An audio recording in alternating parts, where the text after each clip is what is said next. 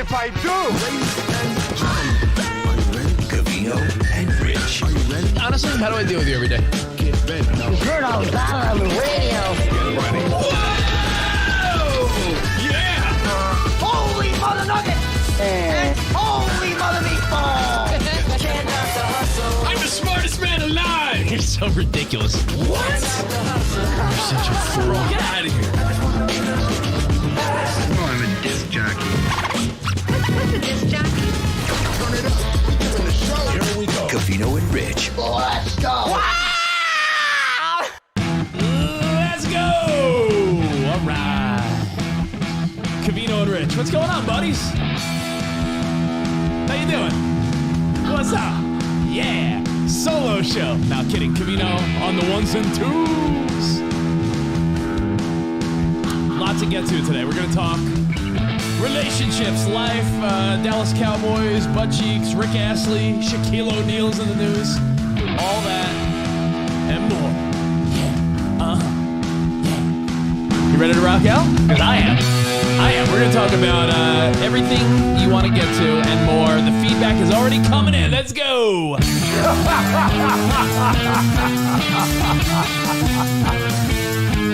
know what I want to talk about today?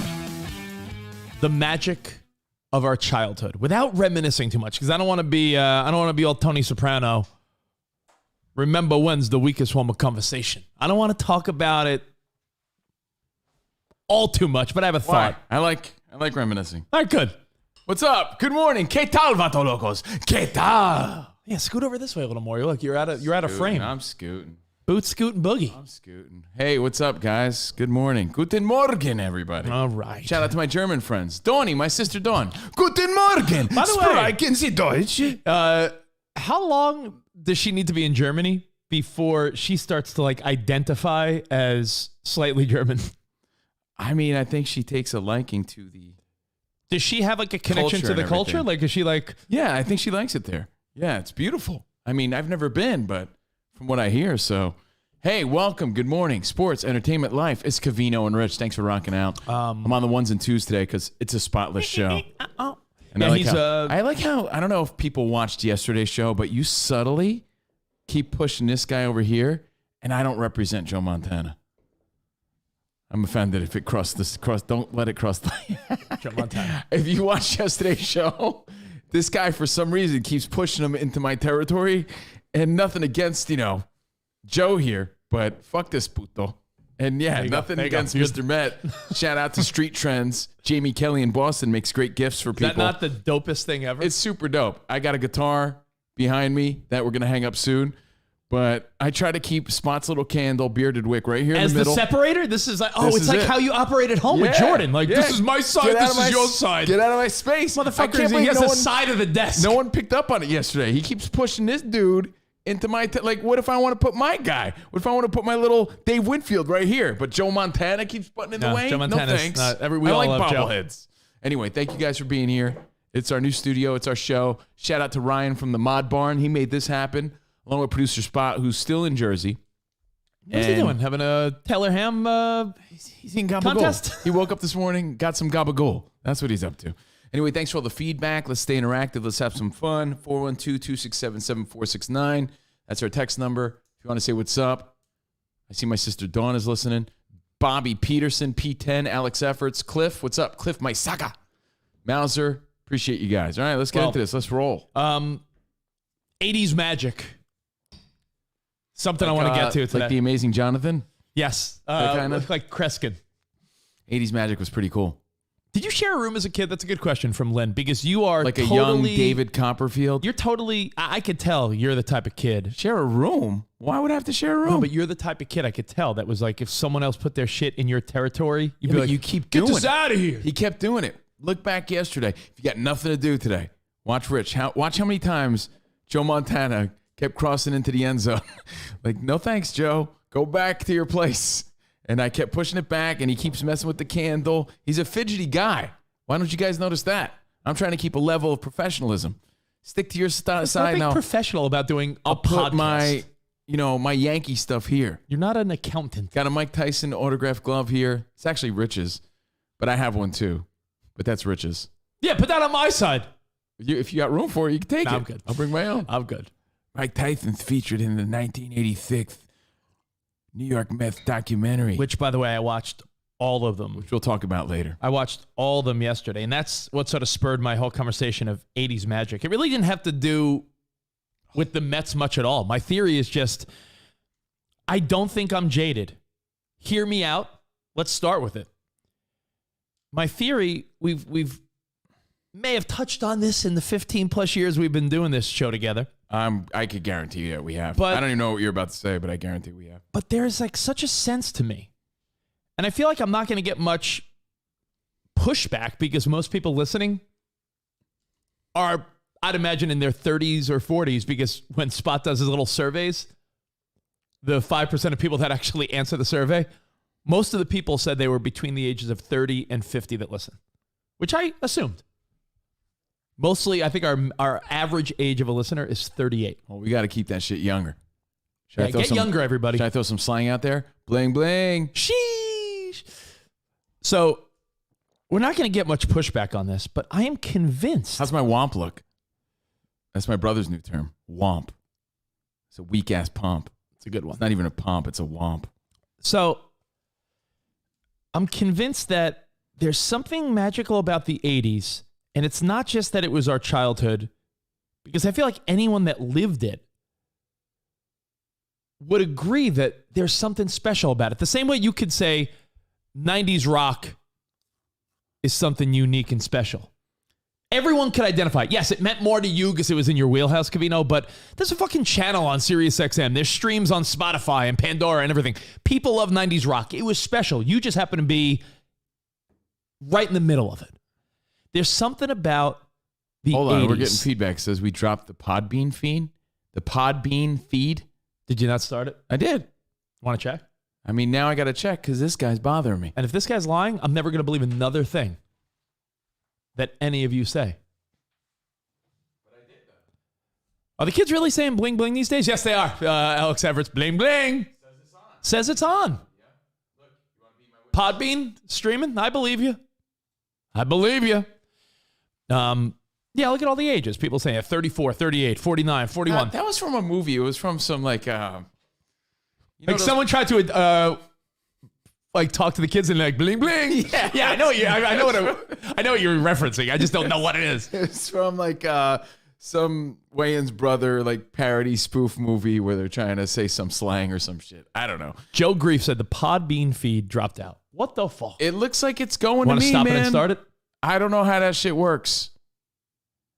Do you want to go take a look? See, it's Okay. right behind the YouTube, and I'll back you up on that. Look, it's right. Just drag behind the YouTube stream. It's right there, and it says that it's going.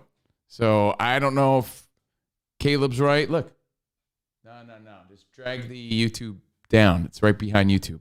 Anyway, sports, entertainment, and life. Rich is really hitting on something. I'll back him up on that. And I got to use my daughter as a reference sometimes. By no means is she the be-all, end-all on opinions, but I could see how she gravitates towards that 80s magic. And she says things like, man, I wish I grew up then. From her experience. I'm going to stop it and start it. I mean, go ahead, give it a shot. Of simply watching Stranger Things and hearing my stories and knowing the style and the culture and the songs of that era. There was something, maybe it was the last of the innocence, because when you try to recreate 80s magic, you can't. Like, you can if you tried. There's something about the movies, something about the heart, something about the effort involved in that. And maybe when we got into less of the analog world, more into the digital world, we lost some of that magic, some of that innocence. And the 80s had great music, had great style. It had fun style. I can't say it was all great, but it was fun. It had character. And it's cool that some of that is coming back. And I couldn't agree more with Rich, and I hate agreeing with Rich. But there was something about it that made it feel magical and special, more than just that we were kids and it's always going to feel special to us. There was something unique about the 80s. I have sort of a reason why I think, but if you want, I hate this is cramping us. Can you log in and just press start again because it logged out maybe? So no, I gotta go again. Yeah. Why didn't you just do it? Because I don't know the password. And I wasn't going to ask you on the air, what's our password? It's the same one, I think. I thought it was too. Well, then I don't know. Well, 80s magic. Something about the movies, something about the cartoons, something about the sitcoms, something about the style. MTV, big action movies. There was just something that other decades didn't have. The 70s didn't have that. The 60s didn't have that. The 90s, we evolved in a different direction. There was something so magical about the 80s that can't really be replicated. But don't worry about it, Covino. Let's get over here. There's very few people that listen on that anyway.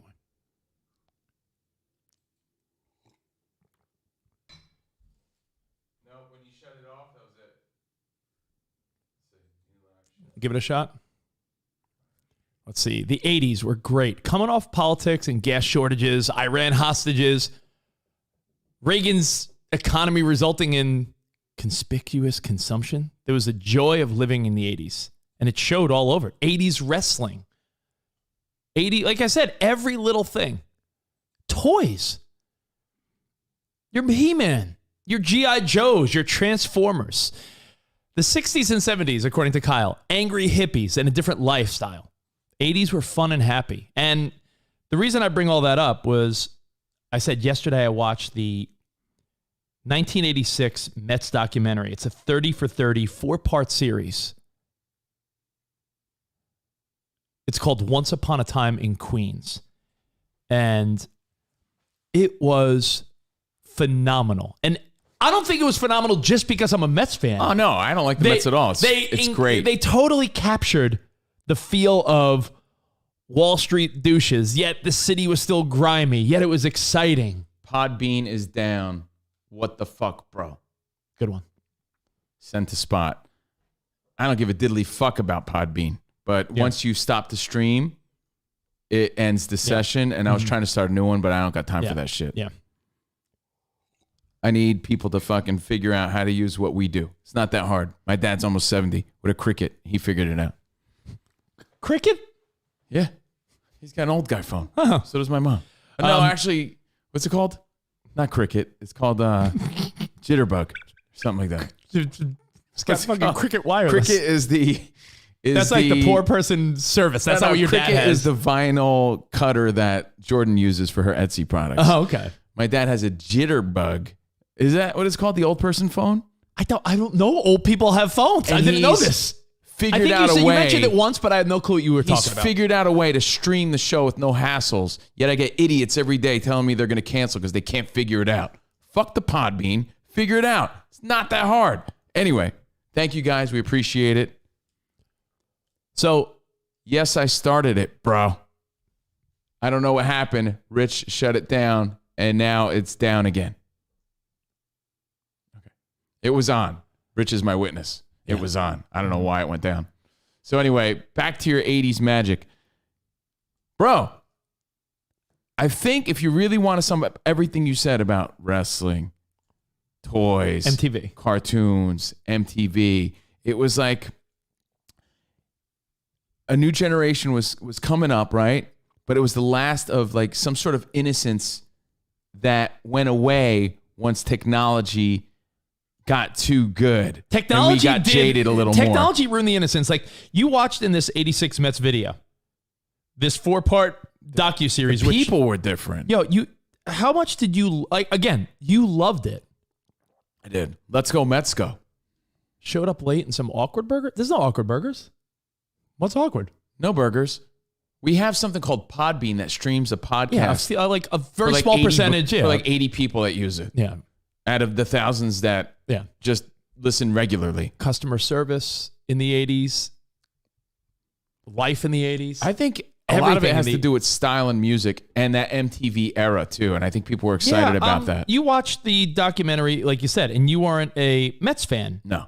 And it's still, like baseball was sort of the backdrop of that documentary. Yes, it was about the Mets. Don't get me wrong. But watching these guys talk about how they lived a life that athletes and people couldn't live now. No. Like they'd go to another city. Lenny Dykstra's like, yeah, we go to like Atlanta. We'd go in there and we'd be like, yeah, we're going to fucking get drunk and do coke and we're going to fuck your women. Yeah, but not everything was great and grand. Like there was a lot of misogyny, a lot of drugs, and They stated very clearly that this was before the Me Too movements. Yeah, they're like, hey, it was just. But it sort of was what it was, and people turned blind eyes. That's not the good side of it. Daryl and Lenny said that they'd go to every game on the road, scope out the crowd, point to a girl in the crowd, and have like one of the ball boys of security meet them in the tunnel. And sometimes they would fuck people in between innings. And Davey Johnson's like, oh, the team was winning and we were 20 games in first place, so why did I care? I mean, his last name's Johnson. I don't know what his middle name is. Not going to cockblock other people's. I guess so, because he let whatever happened happen as long as they showed up and performed on the field. My first takeaway, and we're going to focus on the 80s magic, because Rich is right about that. Not just our jaded perception because we grew up in the 80s. Yeah, it was which like, I feel so fortunate I feel to that have way experienced. Too, man. I feel like us growing up in the 80s, that's why I get emotional when I watch that Mets documentary and when I watch the Goldbergs. Yeah, because that shit's over. You can't recreate I said that it. to my friend Mike last night, and I know he was probably emotional watching the Mets documentary because it's great. His father passed away a year ago, Yeah. and him and his dad's biggest bonds was the Mets. And I was like, yo, you're going to cry. You're going to fucking feel weird and nostalgic, but you got to watch it. And, dude, I'll give you a great example of something that was different then. And I'm not saying it was better. It just was a vibe, right? Feathered hair and mustaches. The Mets were in a playoff game that went 16 innings. Probably one of the most legendary baseball games of all time. They say it could be the greatest postseason game ever. Mike Scott, what a game. Mike Scott would have pitched Game 7. The NLCS Game 6, 1986, Mets-Astros, they argue might be the greatest baseball game ever. Kevin Bass. It was Jorge Cruz or Jose Cruz? I think it was Jorge Cruz, right? It might have been.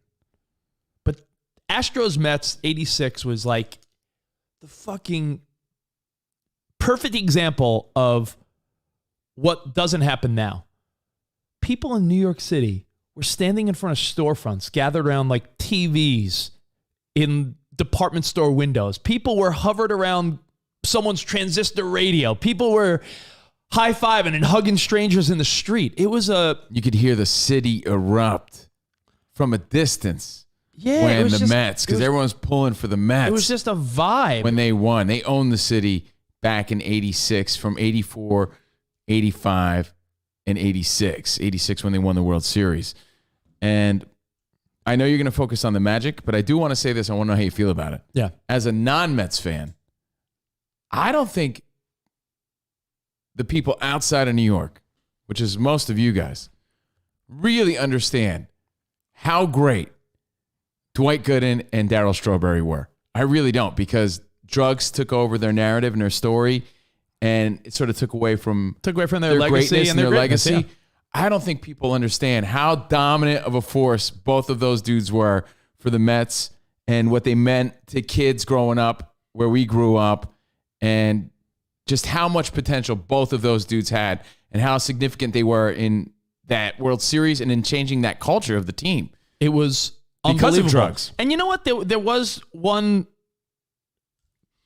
commonality between the 86 Mets documentary and Last Dance, the Michael Jordan Bulls documentary. Seemed like the commonality was that a GM put together a superstar team and then just as easily fucking tore it apart. Yeah. The same way, I mean, the Bulls were they were way more successful than the Mets, but I've always said that super much more successful.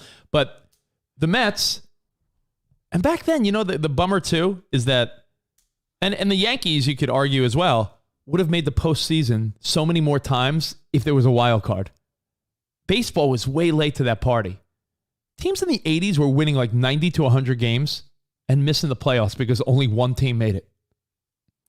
Think about that. Like the Mets in 80, they talk about how in 85 they won, what, 98 games? Yeah, that's insane. And they lost. And had nothing to show for it. Nothing to show for it. So, and you know, in the postseason, they could have won the World Series then too. They had a squad. So you look at it, and just like the Bulls pulled apart that team when they could have kept running, the Mets in 87 and 88 and 89, they just sort of let the heart and soul of that team go. They're like, yeah, Ray Knight, all right, Kevin Mitchell, all these guys that were fucking the heart of the team. Yeah, let them go. When did Ray Knight leave the team? Right after he won the MVP of the World Series. 87? Yeah. He was off the team in 87? He won the World Series MVP. Yeah. You didn't watch part 4 yet. No, I've watched parts 1, 2, and 3. He goes into the GM's office the day between Game 7 and the parade, and they're like, Ray, congratulations. He's like, I'd like, I don't want to talk contract now, but they're like, Ray, we have a contract for you. He said, could I get a 2-year deal so I could finish my career in New York? They're like, nah, 1-year deal. And he's like, final offer. And they told him to leave. Oh, that's weak. And they told Kevin Mitchell to leave because they thought he was a bad influence on Doc and Darryl. Meanwhile, Kevin Mitchell goes on to become like a home run MVP guy. Where'd he go after that? Giants? Padres and then the Giants. Okay. Man, yeah, they had a squad. That sucks. I didn't realize it happened all that fast after they won the World Series. And you really learned, I mean, besides the obvious that Darryl Strawberry and Dwight Gooden were superstars. But again, I think a lot of people, their names were dragged through the mud. So a lot of people just say, oh, yeah, they had drug problems. Or they had potential. No, they were fucking insanely great. Was it the end of innocence? Yes, that's really, I think, what happened. I think what happened was like everything started to change come the 90s, right? Like once the 90s kicked in. Yeah, there was you know what? It went from like. Special effects got too good. You know what it was? Jurassic Park was too good. We lost that like shitty quality. I know what it is. We lost the innocence. I got what it is. Perfect. I have the perfect analogy.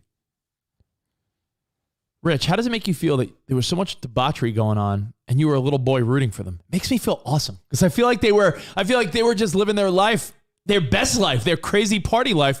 Yet they were such a team. That was the thing. Does it make you realize you're like how old was your dad in '86? Because he must have been really vibing back then. My dad was in his mid-30s. Oh, think about loving the Mets. Oh, he was probably like partying with them at the clubs. I went to the Russian tea room. With I saw Keith Hernandez. What a ladies' man. Who said? I think Alex Efforts just said some real insightful stuff, but the feedback's moving too quickly. Yeah. But I think he said something to the effect of not only the end of innocence, but there was something about the world being a smaller place now. But maybe that's not such a great thing. Maybe it was nice to have that. That's what gave New York especially That's what gave every city their own identity. Right, and we lose that a little bit. Are we a little too generic as a bigger picture now? Yeah. I mean, there's pros and cons to everything, right? Of course. Now, I'm looking at the analogy you said before, like what happened in the 90s. And I think it sounds ridiculous because I'm not a fan anymore. But back then, I was such a big wrestling fan. And wrestling is the perfect analogy, right? Because wrestling went from 80s fun gimmicks. Oh, you know what? Don Henley said it best in 1989. This is the end of innocence. 1989. He knew it. That's the year? 89. He's like, yo, 90s are coming.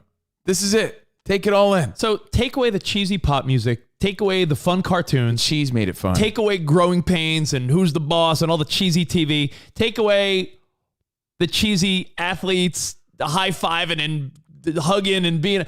Take away the cheese and the fun. The corny songs they made for the teams. Take away the Super Bowl Shuffle, the Mets 86 song, all that corny ass shit. We got the teamwork to make the dream work. Let's go. Let's go, Mets. Corny shit. We loved it. Time to do the Super Bowl Shuffle. We loved corny shit. Oh my God. It was cool. It was cool to love corny shit. Corny prevailed. Corny was awesome. And wrestling, you could say, fucking wrestling's $1 billion industry. Wrestling followed the social trend. And you know what the social trend was? Yeah, we no longer want all these bad guys that have these scary gimmicks and, the good guys. It was the Attitude Era. It was the Attitude Era, but you're forgetting it was the, they were really leaning into the stereotypes of other cultures. That's what they stopped doing. Oh, no, but I'm saying, yeah, there were some of that, but I'm saying every guy had a funny gimmick. $1 Million Man, Junkyard Dog, Jake the Snake, Andre the Giant, Mr. Perfect, the Red Rooster, Ravishing Rick Rude. Like, I love gimmicks, man. I love them. But the gimmicks and all that had that innocence and that silliness. Like Macho Man would go on Arsenio Hall in character. The $1 Million Man. So did the Ultimate Warrior. The fucking $1 Million Man went on Lifestyles of the Rich and Famous with Robin Leach and pretended he was really the $1 Million Man. Can I prove to you the innocence? There was something said in this Mets documentary, 30 for 30 on ESPN. But just to wrap up that thought, though, wrestling really reflected society because the minute wrestling was like, yeah. Is this your hot take? No, people are done. Quote this. Wrestling reflected society in the 80s. It did because the minute wrestling became like, all right, people want real and raw and people don't want the gimmicks. They want like attitude. That sort of coincided with grunge and rock. Like the world changed. And while grunge was awesome, what you love so much, Pearl Jam, Nirvana, Stone Temple Pilots, Green Day, that's all that did. It leaned into the misery. It leaned into misery, down in a hole, sadness, and like that gothy bitterness and that down in a hole, that 90s goth bitterness. And then the advent of the internet and all that, it took away the innocence of the 80s. That's my hot take. Yeah, give me world, it was said in the documentary, it backs up your point. The world was a much different place. Billy Bean, who was a Met up until they won, right? He was a Met until 85, and Davey Johnson's like, yeah, you don't want to win enough. And he's like, Davey was right. And you know what, Billy Bean, there's rumor that the Mets are going to hire him to run their organization. Well, I mean, he's all these years later, a genius when it comes Moneyball, to baseball and creating teams and winning, but just not playing. He said that his impression of New York before he got there was only based on what he saw in the movie Warriors. Because he had never been there. The Warriors come out and play. And he said it was scary. Warriors! He was like, when he went to New York, he thought that there would be gangs. Baseball. But he thought New York was what he saw in the movies. Because that was his only experience of it. We didn't have social media. We weren't jet setting. The world was different. And by the way, just so you know, Key brings up something like, does he really think I think that wrestling is the reason things changed? Wrestling is a byproduct, not the reason. Of course. Wrestling reflected society. Yeah, wrestling was just another thing that society changed. So music changed. Wrestling changed. How athletes compose themselves changed. Back then, there was a point in time where athletes were honest. Athletes would be like, yeah, I deserve the MVP. Then there came a time in the 90s where it's like PR people got involved and they're like, all right, just don't talk too much. There was a time, I remember this being a Niners fan. Steve Young would be in interviews being like, yeah, I should start instead of Montana. People spoke their truth back then. We're getting back to that a little bit, right? Everything goes in cycles. No, but I'm just saying it's wild to think that when we were kids, think of your routine.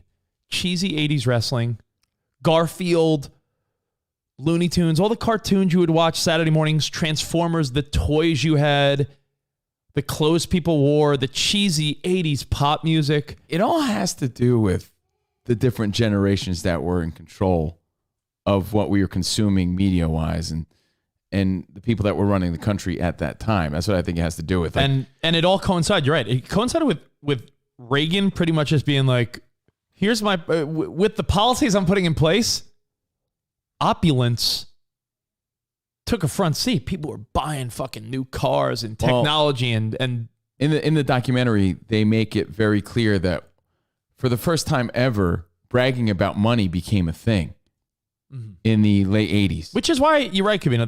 This documentary, I'm glad you're agreeing with me that it's great. While it's about the Mets, it's so much more than that. It just sort of encapsulates a generation. It was a great team. They really were. Whether you were a Mets fan or not, yes, it captures the 80s and all the things that Rich is saying. But the 86 Mets, I don't give a fuck about the 86 Mets. I'm just telling you that I remember as a kid, I was 10, right? So I'm sort of in that wheelhouse. Like, I'm a Yankees kid. The 86 Mets, and they say this, everyone on that team thought they were somebody. They were all trying to out rock star each other, and every one of those dudes was a character. And they were all rock stars. They were like a traveling rock band. Every guy. But it was most of the players were saying that Keith Hernandez was the leader of that team. And then Keith said Ray Knight was also like the guy. Yeah, that was pretty cool to hear. But it's Keith Hernandez had some fucking swag. You know what's another thing? Because you saw him manage. Thanks, babe. You saw. I said babe to Sarah for people listening. I wasn't saying babe to Covino, though he is my babe. Yeah, people listening are like, "What's going on there?" Thanks, babe. Sarah just brought me a refill. That's why you gotta subscribe to Tier 2. So there's a sense of, you're right, Keith Hernandez and Ray Knight leadership. Keith Hernandez, he would, because I think of him as like the mustache guy we knew at SNY, and he's like a great announcer now, and he's like opinionated, and people are like, oh, old school Keith Hernandez. He's a little bit jerky to us too. When we worked there. But I mean, that's his whole vibe. It's almost like if Keith's a jerk to you, it's like, oh, it's like a Burt Reynolds sort of thing. Yeah.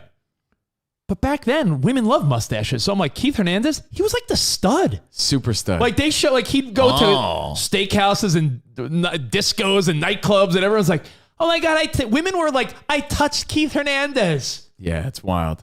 And he was skeptical. You know, his dad, did you see the part where he was trying to decide? When he got traded to the Mets were like the worst team, and he was like, I may retire. Fuck this. And his dad convinced him. Well, because he was a champion in St. Louis. His dad convinced him. Gold Glover. And didn't want to play for the shitty Mets. The Mets were the worst. But his dad convinced him to go and play and give it a few years. And look what happened. They had a magical team. But again, it all ended in 87. I didn't get to that point. I mean, looking back, I knew they didn't do shit after that. But they should have won it again in 88. They won 100 games, but got upset by the Dodgers in the playoffs. And I will tell you this. It was a huge upset. I was so biased my whole life. Like Glenn. They talked about him? I know.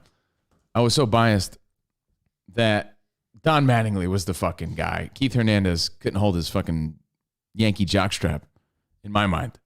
But after watching this documentary and how dominant of a player and leader he was, not to say that Don Mattingly wasn't. Yeah.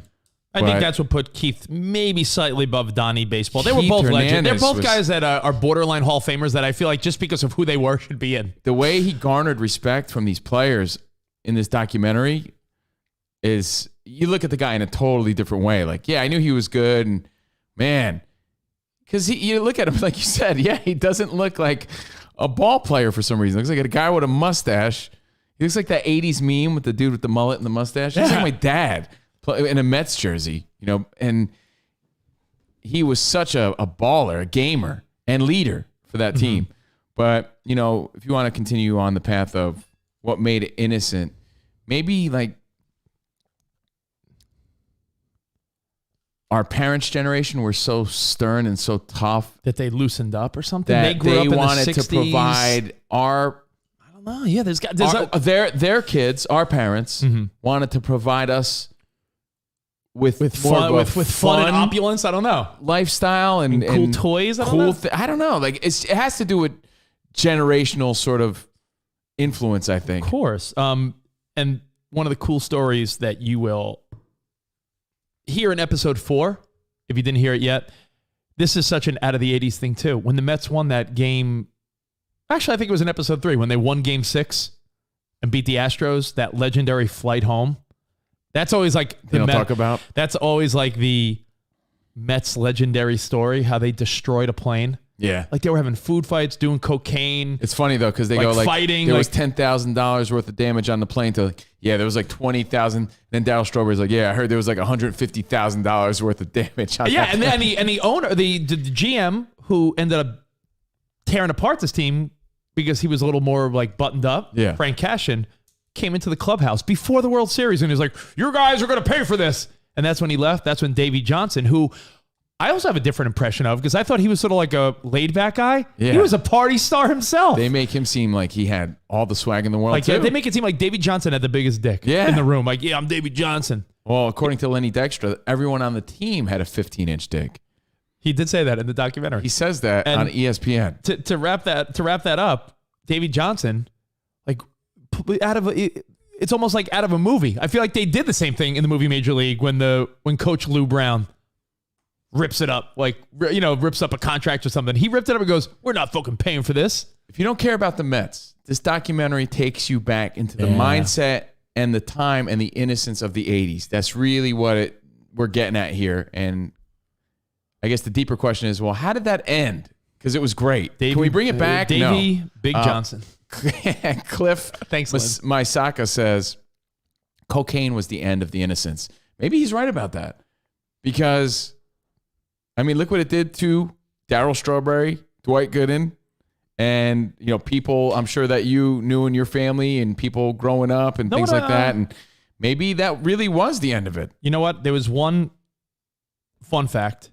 Maybe drugs really just ruined it. Drugs made everything really dark come the 90s. Not so fun, but here's the thing. I watched that documentary knowing so much of it because I've read the 86 Mets book, the bad guys won. I've watched documentaries. It's the only time my team ever won anything, and I was a little kid, so clearly I know all this shit, right? But there was one thing I didn't know. I'm sure there's all these little fun facts you didn't know because you're a Yankees guy. But there was one fun fact I didn't know. I knew that Keith Hernandez didn't want to be a Met. And who would want to be a Met when they were so bad? And he was convinced that they got Strawberry, Gooden, then they got Gary Carter after that, which was like, he was the nerd, but they accepted him because he was like such a... You know who they haven't acknowledged at all? Not even one time. Rafael Santana. Was he a non-factor? Because he was a slick fielder. He was a slick fielder, but They haven't even he batted mentioned like him. 240. He was like he was the eighth batter. Like you're right. They don't give Rafael Santana any credit. But I knew him as a good fielder. They haven't even mentioned the guy. I know. My takeaway is Mookie Wilson was a lot faster and aggressive than I remember him being. Oh, he was like the stone. Well, you know why? Because guys like Ricky Henderson and Vince Coleman Took in that. our childhood were up here. Yeah. Mookie was a step. Like Mookie was fast. Played hard. There's people that think Mookie would have beat Buckner to the bag anyway, and it would have been like an infield single. When you watch these highlights, you're like, yo, Mookie was motoring. Mookie motherfucking Wilson. But Dad, what did you learn that you didn't know? There's very few things I learned. And by the way, Dean's right. It is sad that Gooden was destroyed by drugs because he was going to be the best ever. And They were both. both. You know what happened? Before I make my last point, Gooden in 85 when he was 20 was 24-4 with like a 1.53 ERA. It's unfortunate because that season set him up for I can never do that again. Yeah, he was Like trying the, to like in the 80 in like live 80, up to his own standard. 86, 87, 88, late 80s. Even when Gooden was like 16-9 with a 3 ERA and an all-star. But he got that no with the Yankees. Yeah. 96. Yeah, that He is won true. another ring, man. So did Darryl. Yeah, so you gotta. It's watching their fall was depressing, but you forget Darryl at the end. It's so sad when you watch episode 4. You see all these guys within 2 years are all on different teams and they're like suck. Yeah. Because it's like it happened so fast and Yeah. then it died so fast. But what did you learn that you didn't know? The one thing I didn't know was that in the mid 80s, baseball was trying to come down on drugs so hard that I always wondered, I was like, why on earth would the Cardinals trade Keith Hernandez? He was a batting champion, an MVP. He won a World Series with them. Mm-hmm. Why? And from the way they show what a leader he was, why the fuck would they get rid of Keith Hernandez? Apparently, there were 3 guys on the Cardinals. You saw this in the documentary. There were 3 Cardinals that were known to be doing cocaine.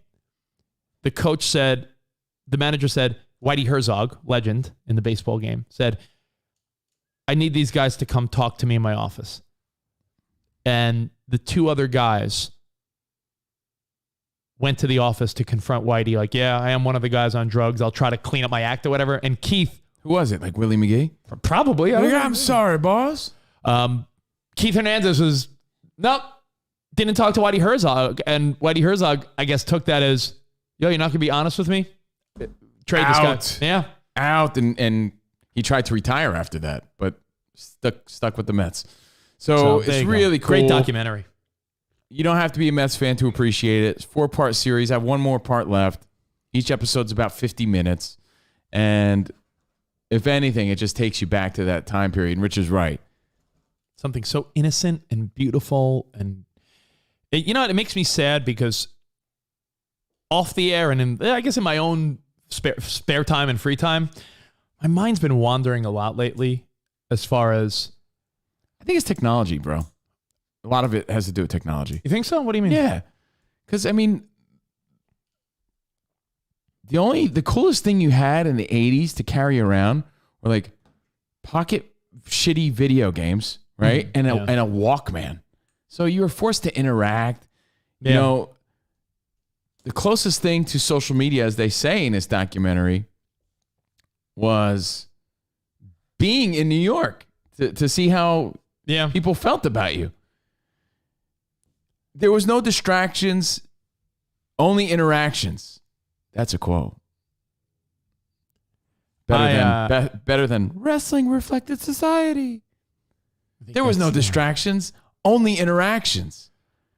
And I think and people had their own character back then, city to city. Yeah, I think, like I said, my mind wanders quite a bit to the whole concept of, like, man, time is so, like, life is so fleeting and time just goes by, and like, it's hard for me to. Time keeps on ticking. Ticking. Continue.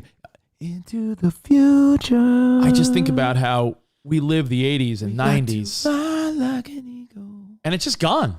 It's gone. Remember? I saw that picture of me in my grandma's kitchen, and I was like, it's just gone. Can't ever be recreated. Maybe in a dream, but gone. Those times are gone. Gone. Done. Gone are the days. Gone. We can't move backwards with technology unless something catastrophic happened. We were forced to interact because that's all we had. Yep. Stronger relationships. And personalities were fun different. times. Man. So there you have it. Just I feel like everyone will love the documentary, even if you don't care about the Mets, because it really is more about what the whole vibe and social dynamic was in a big city in the 80s. Different. If kids ever really want to come close, these have to go away. I'm holding up my phone. And that will never happen. And that will never, ever happen. It was a different time, different music, different style, different vibe, different energy, different sort of magic. I'm not saying it's gone. and I'm not saying gone. I just, it's really hard for me to think like the 80s and 90s to us is so far away that when we were growing up, that's like when our parents would talk about the 50s or 60s, and it doesn't feel that way. And I bet you it felt like that to our parents. And when your grandpappy was talking about the war, that probably felt like yesterday to him too. It just, time keeps on ticking into the future. And when you look at these guys and you're like, and you know what also is an interesting fact? We're gonna notice this more and more as we get older. As technology gets better and better and footage gets better and better, there was some pretty clear footage, like not the games that were on TV, but like some of the B-roll of camera footage they have, pretty quality for the mid 80s.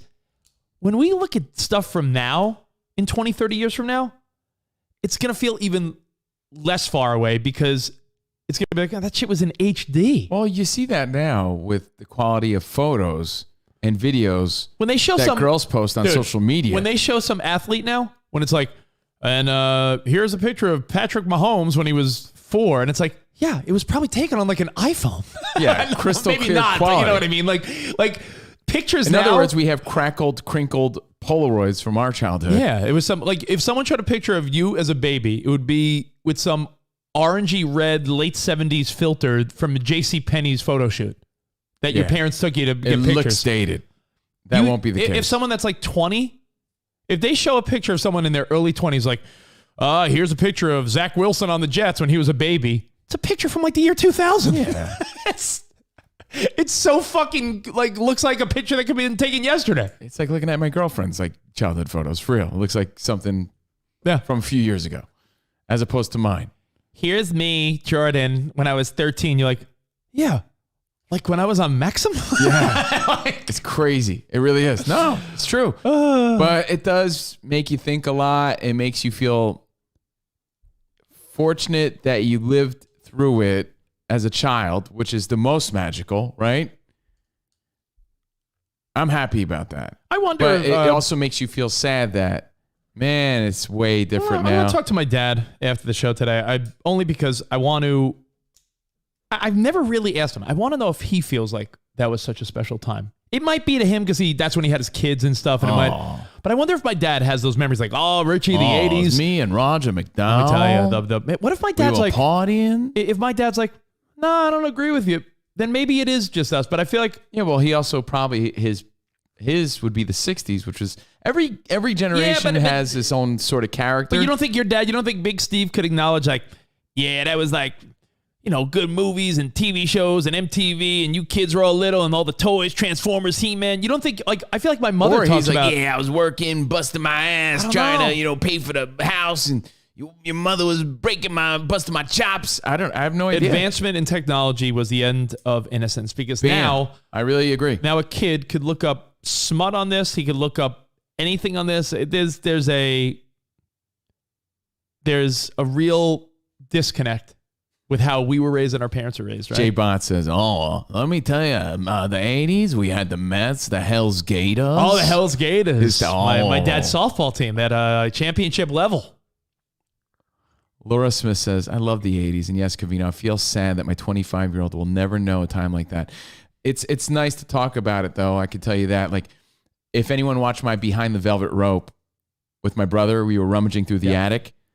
I found some of my 1980s like rock star bracelets that I used to wear because I was a big Twisted Sister fan, big Van Halen kid, and it's the type of shit that kids are wearing today. I was like, Melody, I must have been 10 at the most, so these are 35 years old. These things, these are legitimately from the 80s. What you're trying to recreate, these are the real deal. Don't you ever lose them. If I kept them for anything, these bracelets, these studded rock star bracelets that your dad wore, it's the gift to you, so treat them with kindness and respect. She was so stoked. So you as a parent, as an adult, could try to pass on some of those vibes. Yeah. That's the best you could do. I mean, that's all you could do. You could watch some throwbacks. And by the way, speaking of Show the 80s. some good John Hughes classics. Speaking of the 80s, let me throw one more thought out there, and then I do want to get to, I have a thought about cars today, Shaquille O'Neal. Got to give the Cowboys props. We'll talk about that. And an article about women. So you don't want to hear my fart story? I do want, and Covino has a fart story, believe it or not. Sorry. No, I can't wait for the fart story. It's not really that good. But if you watch the latest Ted Lasso, don't worry, no spoilers. It really is like the best episode of the season. The last episode of Ted Lasso. My pen ran out of ink. Let me borrow your pen just to write one thing. Fuck you, bro. Get your own pen. I then write down dinosaur. Dinosaur.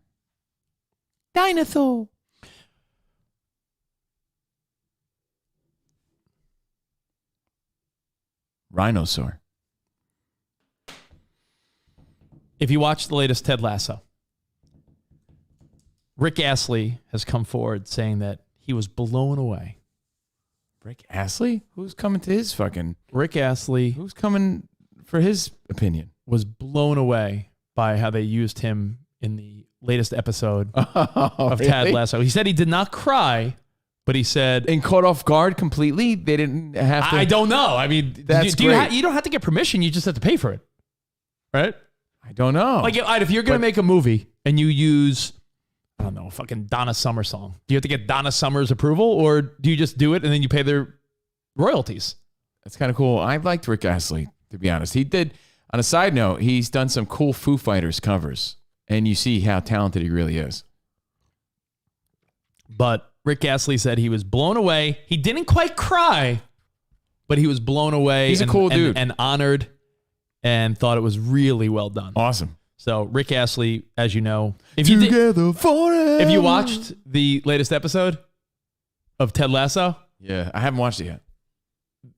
It's fucking emotional, and bro, I just think maybe you're just like cracking inside or something. Maybe, but I think it was also very emotional. A lot of people are saying it was the best episode of the season. So, okay. Haven't watched a new Ted Lasso yet. I got hooked on Squid Game by someone. Sorry, Kenneth. Squid Game is fucking the opposite of Ted Lasso. Both things you should watch, but my goodness.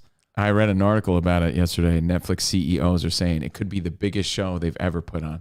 Squid Game? Yeah. Oh, because international. That's the right? vibe. Yeah, because it's. If something tests well in Asia, where there's so many more people than here, and it's number one here, if Squid Game is number one there and here, we're talking about like 1 billion people watching it. Yeah. And I'm hearing it's like a glorified. I made that up. Glorified. Just made that up right now. A glorified Genius. fucking. I'm like Yogi Berra. Just make up shit that's genius. It's A glorified Hunger Games. In essence, yes.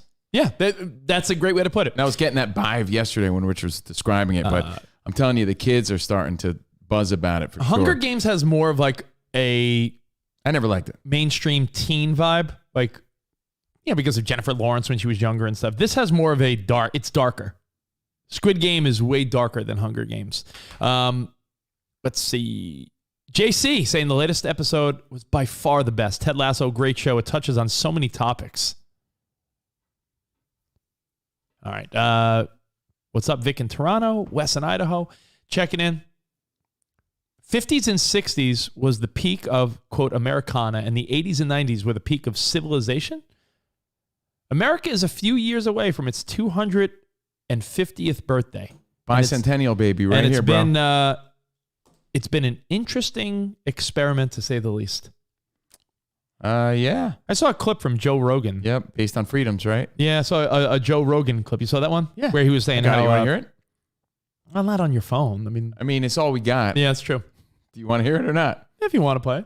It's some voiceover guy. Have to. No, with Joe Rogan talking about like how everything in our life goes back to us being the first and only country in civilization to not be run by like a king or a dictator. Like we are the experiment. The United States was developed and created to be a democracy.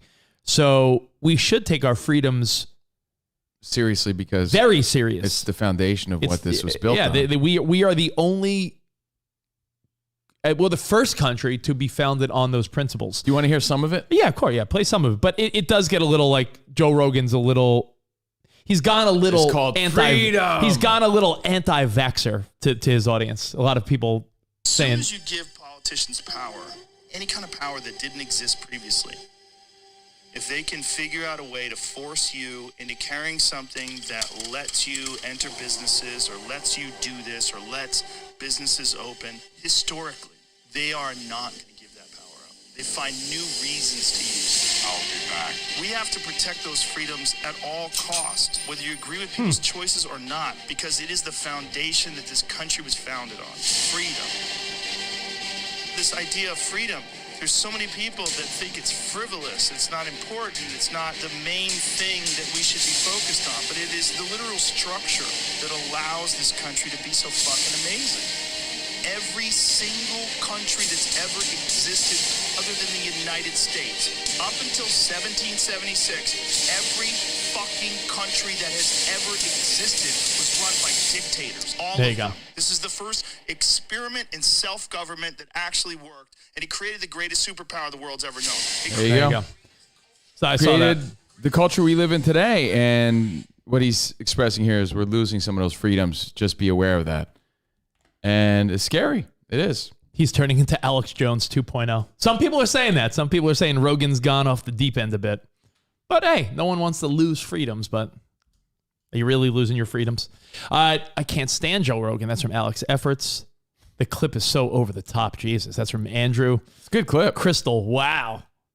It's Other definitely a good clip. people are saying Rogan's wrong. America wasn't the first to have a democracy. I mean, that clip has gone pretty viral, so I don't think he said it was the first to have this sort of success. So I think that's what he's saying. But that leads us to another discussion that we had. Your fart story? No, everything. This all ties in, so it's great. Okay. Think of New York in the 80s, right? Yeah. We've established the 80s, but especially New York City in the 80s. Let me tell you, man, growing up in New Jersey, and all of the broadcasts that we watched, the local broadcasts, most of them were coming out of New York City. Yeah. New York City was just like this magical concrete jungle of fun. Where dreams are made of. And crime. Concrete jungle, a jungle where dreams are made of. Yeah. Where your parents maybe took you to see the Christmas tree. You weren't Center. hanging in New York as a kid. No. The only time I went to New York as a kid, my parents were anti-New York City. I don't know if your parents were. We never went to New York City. We went several times a year, always during Christmas time. Never went. Yeah. My storefronts. My New York experiences were always field trips. That too. Field trips. Empire State Building. So Statue of Liberty. Going to see like the drama club. Every year we'd go see a Broadway play in New York City. Like it was drama club. Yeah. I'm just kidding. No, I'm saying drama club. We'd go to New York City to see a play. So like my only New York experiences as a little kid were field trips. Because my mom and dad were like, we're not going to the city. Because in 1980 something, when David Dinkins was mayor after Ed Koch, that shit was grimy. dangerous. Yeah, it was grimy. gross. It was grimy. It was like, Warriors, come out and play. My family was like Billy Bean. They were like, oh. So just this sort of crazy vibe and perception you had of New York. And it was, just right there. I grew up in New Jersey, 20 minutes away. Fun fact, our very first TV appearance was on one of the networks I watched the most growing up, WPIX 11. It's where the Yankees aired, Honeymooners, Odd Couple, shit like that. Local news. The Covino Rich, our very first TV appearance was on WPIX 11. It's one of those old school fucking buildings in New York, right? Like one of those I forgot that. Yeah, it was one of those like, you go in there, it's like a globe from the 1950s. Looked like some sort of old, what building is that, by the way? It's like some old Superman building or something. Was it the Empire State Building? Could it have been? I don't think so. I had some feel like I weird would have fucking old remembered building. that. I don't know. But the symbol for WPIX 11 were the Twin Towers, Channel 11, the Twin Towers. Everything that we grew up with was sort of based around New York City. Going to see a ball game, where'd you have to go? You had to go through the city. At least I did. And New York, when we got to a certain age, man, that's where you went to party, right? And once you started getting into college and you started meeting people from other states and shit like that, you would talk about New York. They would ask you about New York. If you have relatives that came from another country to visit, they wanted to come to New York. Hey, can you take us to New York? We want to go to the city. We want to go to city. New York. We just want to go there and buy jeans. But like do something American. But let's go to New York City. Because New York City was the shit. Rich said yesterday in a break, he said this recording Pop 2K. New York City. I forget what you were talking about exactly, but he was like, New York City, the greatest city in the world. I was like, is it really? Is it really nowadays? I don't know about that. There's a pride that I have that makes me want to say that. I feel like the world still revolves around New York. You really think that New York City is still the greatest city in the world? I don't even know if in America anymore. I think the reputation has changed so much of what we consider nice. Like, I listen. There's a couple thoughts. I think when And that's the question, when guys. the world was a smaller place, you're right. Yeah. It ties to the whole first 40 minutes. is New York City still the greatest city in the From world? the greatest city in the world. Do you remember what you were talking about when you said that? Because I don't. But he did say that. I was probably just introducing Alicia Keys and Jay-Z. Thinking about the greatest city in the world. Empire State of Mind on Pop 2K. And hey, growing up, I don't think there was any debate. We were so jaded and cocky, especially growing up in that area, to automatically deem New York City greatest city by far, bar none. I will say, But a lot of time has passed. I'm reading the feedback. There is one thing that you could say it is. Living other places, living in Texas for 6 months. I've decided that I could say that I've lived in Texas because I fucking did for 6 months. Yeah. I mean, I've had a short-term stint. It's one of the biggest cities in the world. But spending a lot of time in Texas, living in Jersey, living in New York, living out here in Southern California, I have noticed that you could agree that New York is the city that doesn't sleep. That slogan I'll go with all day. I remember living in New York, and there were bars open till wee hours in the morning. And then when those were closed, if you wanted to, I mean, Vegas doesn't sleep. there were after-hours places. Yeah, Vegas is like, you could say that too. But New York City... It's not their slogan, though. New York, no, you know what? You're better off. You're easier to get food in New York than Vegas. Maybe not go to a bar, but food, if it's 9 or 10 o'clock here in LA, you know what my options are? If Sarah and I put the kids to sleep, there are times where, I'm sure you remember these days when Melody was a little younger, You finally get the kid to sleep. They ate, but you didn't eat yet. You're like, all right, we made the kid a ravioli or a fucking hot dog or something. And you're like, oh, but we didn't eat. If 9 o'clock hits or so, my options are like, do you want me to get like fast food? Because there's nothing really open past like 9, 10 o'clock. Now in New York, when we lived in New York, does that make it the you could greatest? fucking go anywhere. I look, city that never sleeps doesn't make it the greatest.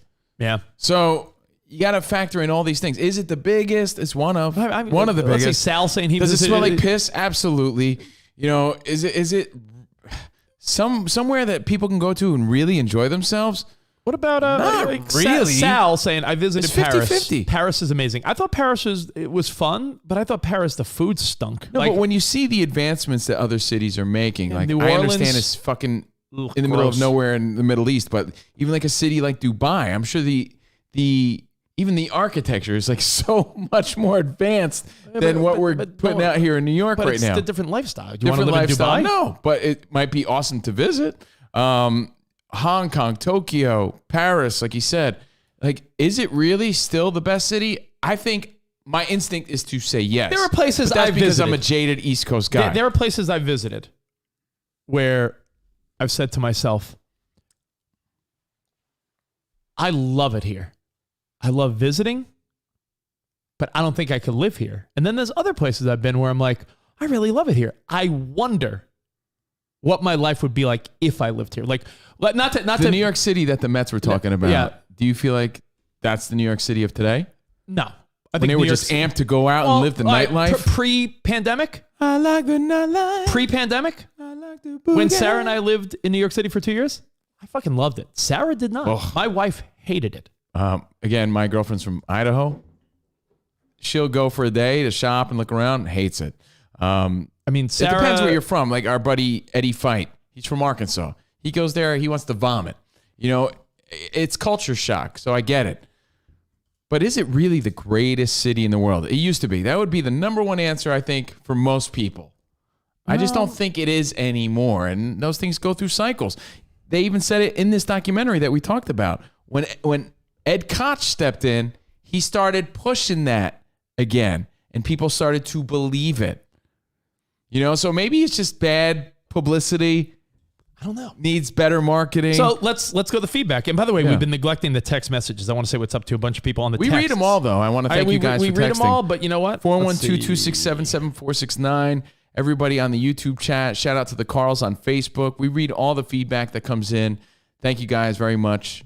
Covino and Rich listeners, you're the best. Yeah. By the way, did Rich really just say the food in Paris stunk? Yeah, I think it did. I am Advanced Palate, and the best food that I ever had internationally, I feel like was Rome. I feel like Sarah and I had Rome if you want to. I feel like I could have just been in the mindset because I'm like, oh my God, we're in Rome.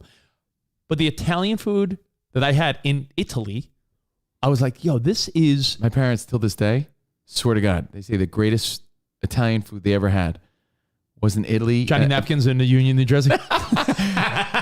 They Johnny got great Nap- veal marsala. Johnny Napkins only second Yeah. to, well, Mario's too in Union. Only second to a place called Covino's that they went to in Italy. Yeah, it was called Covino's in Italy. And I think they're a little jaded. But you know No, what? but they- Italy, when that's what they said. Sarah and I went to Italy, part of our honeymoon, we thought we both felt the same. This is not like one of us pushing the other. We both were like, yo, is it because we're in Italy and we're like, we're supposed to like it? No, we felt like everything was fresh and delicious and there was a different vibe. So Italy, we thought the food was great. Dickie Bourdain loved You know, Greece, I thought the food was pretty good in Greece. Barcelona, I remember going down this street in Barcelona where they had all these Well, you can get all these things in New York. all the waiters. Does that make New York the greatest city? All the waiters are standing outside with their menus, like really trying to lure you into their spot. That's the vibe in Barcelona. And I had like paella and like some, good Spanish food and stuff. But I would say Paris is like shitty food. Everything's like, and New York breads. is, you can get anything you want. Because, Yeah. there's every culture you could possibly imagine in New York City. So that's really the question. I think it's just a matter of, our country as a whole fucking has lost its reputation. That's just a fact. Does anyone not love the food in But Italy? That's a good question. As a result, I think New York City has definitely lost some clout when it comes to reputation. And I think maybe based on what we learned in the 86 documentary of the Mets, just needs some good marketing again. It really does. EJ saying the food in London wasn't great either. But forget international. You're really focusing on the food here. Forget about the food for a second. Just if I were to ask you, Steve Covino, where do you think you could live and you would enjoy it? Forget a couple factors, okay? Forget work. And these are huge factors. Forget work. You could work from anywhere, right? Let's say in this imaginary, it's hypothetical. And your family could visit you with ease wherever you answer. And let's stick domestically. Where did you want to live? I think there's so many. Was the answer San Diego? So many. Is the answer San Diego where it's beautiful like fucking cities. beautiful? Like Where San Diego is perfect. Yeah, something like that. Like a little But south of here. An there's- hour and a half south of here. San Diego. What about, would it get like a little condo on the water in San Diego? That might be the answer. I mean, how about when we went to, Nashville's beautiful. one of our, I love Nashville. Denver. Not Denver. But there's some beautiful spots that I've seen and It visited. snows and it's gross. And I like the fucking Denver. snow. You like the snow? Yes, I like to ski and shit. My answers, if you would ask me, which you ask me. I'm just saying, my point was, I went and I stretched it only because I think there's so many cities that you could throw in that argument nowadays where back in the day, you just were like, yeah, New York City. But the world's such a small place. We visited all these other cities. They've caught up. They got other things going on there. And you could say, yeah, I don't think this city gets enough credit. I would say that if you said, hey, Dickie Doodle Davis, where do you want to live? No questions asked. You could work from anywhere. You could do what you want. I'll give you a couple answers. Go ahead. I think Austin, Texas Down. is a top answer. I'm down. It's weird, but I'm down. Austin's weird. I'd say Austin, Nashville. Down. Music, fun. Austin and Nashville both have, to me, a similar vibe. They Down have a with it. similar vibe. Austin and Nashville are two places that I'm down with I it. love, and San Diego. Austin, Nashville, San Diego. Now, as far as big cities, if we needed to, let's say $1 million opportunity comes up. I could live in New York again. I could live in Chicago. I know Covino could live in South Beach. Every time we go to Miami, you fucking love it. I know you could live in San Francisco. I fucking like the Bay Area. Just too expensive. They're all so beautiful. Yeah, but give me. So but Miami, I feel like every time I go to Miami's South Beach, fucking every time beautiful. I go to South Beach, great. Covino's It's- like walking down it's Ocean Avenue, nowhere- like da da da da. Nowhere near, yes, ultimate vibe. Dude, every time you go to Miami, I It's- know it's usually during like a big event, so they Yeah, but have it it's even so more hyped up, cool, but man. you fucking love it. I Colorado love it. Springs, my in-laws, my brother-in-law and sister-in-law live in Colorado Springs. It's nice, but I don't. But man, we really hyped up New York to be, and it's monstrous. It's monstrous and magnificent. But it's like, is it the greatest? I don't know. You know what I will say? It used to be. People love to shit on California, yet people still want to live here. People say, "Oh, people are leaving." Well, when you think No of the one's really downtown leaving. area, sucks. Downtown LA sucks, but It sucks California, as hell. California, living in the But valley. you got to here, factor the, that the in. valley here is That's- beautiful. But that's not the city. It's just not. Yeah, but that's where people live, though. Yeah, People but live in the suburbs. But when we're talking cities, like you think of, I This think is of Los the Angeles. downtown. We live in Los Angeles now. We live in Los Angeles County. We're not really living in Los Angeles. We live in technically Los Angeles County. Vancouver is beautiful, but it gets cold. Do you want to live somewhere cold? That's another question you got to ask yourself in this stupid hypothetical. But to leave it out, like growing up, we were so ethnocentric. Would that be the proper term? I don't know. New Answer York your statement. City, bro. New York City. That was it. Now that you've seen the world, you've seen other places again catch up, and you've also seen the reputation of New York go down a little bit. Why can't you make an argument for Vancouver? New York is electric like no other place, right? You got to give it that. Electric. Vegas and New York are similar in their feels, Look right? what Kyle says. Only Kyle's foreigners a and contrarian. people He's a from New contrarian. York are dumb enough to think New York is great. Kyle's feedback is just now Really? trying to You get like- attention. You don't I like think. Kyle's feedback? I mean, I appreciate him subscribing, but I feel like everything he writes is Really? contrarian. I didn't know you felt that way about Kyle. I feel that way about a lot of you. But I didn't know Kyle was. No, Kyle's like the way you feel about like Jeffrey Richardson. Yeah. I love that guy. To me, you know who I love? The guys you hate, I love. So you must love Kyle. Cold cities are for the birds. I'm with EJ Reed. People that live in cold cities rationalize it by saying what my mom would say. And then I'll ask my mom seriously, do you really feel that way? And I think she just doesn't know. I'm like, hey, listen. Do you really like the cold, or is it something you say when you're stuck there? I agree with you. Yeah, I agree. Like, what does she say, though? I like the cold. Well, I guess I like the seasons. And I'm like, guess what seasons I like? The warm ones. How would you like those all the time? And if you want to go skiing, go visit. Or if you're out here in LA, you could go to like Big Bear, somewhere an hour or so away, and go skiing and have fun. I can't imagine wanting to live somewhere where from Thanksgiving until baseball starts, it's fucking cold. Do you remember walking to Port Authority in New York City? That was miserable for you. We could wrap it up by saying this. What Rich said on Pop 2K, Pop 2K. The greatest city in the world. Maybe I'm wrong. There was a point in time where there was no arguing that. Like, of course. He's talking about New York City. New York City. I'm not saying it can't be again. I'm not saying it's not still possible because it's an amazing city. But I don't think that the answer is as clear and evident as it once was. That's really it. Bill Jackson, another guy that I love that you probably want to strangle. I like Bill, though. Shout out to Bill Jackson. I do. I don't agree with Bill, but I do like Bill. Kyle's from Hershey, PA. Kyle, if you're from Hershey, PA, he must have watched the Hershey episode of The Food That Built America. Are you hungry today? Keep bringing up food. But no, Bill said he genuinely likes cold places. And right now in LA, the last couple days have been overcast and a little chilly. And I fucking love it. I love it. Yeah, it is But any dope. colder, I'd be like, no thanks. No, he's right. It's been great. It's I been love great. It. Like I took a walk. I was like it's fantastic. This is the great weather, man. Oh. So, hey, is it the greatest city in the world? It could be again, but I don't think it is right now. You know what makes me want to do, Covino? It makes me want to get back out on the road in 2022. Well, that's the plan. And maybe visit all you guys. Maybe, are you guys down with a Covino and Rich? I'm on a world tour with Muhammad, my man. Are you down with a Covino and Rich road trip? And here's what I was thinking.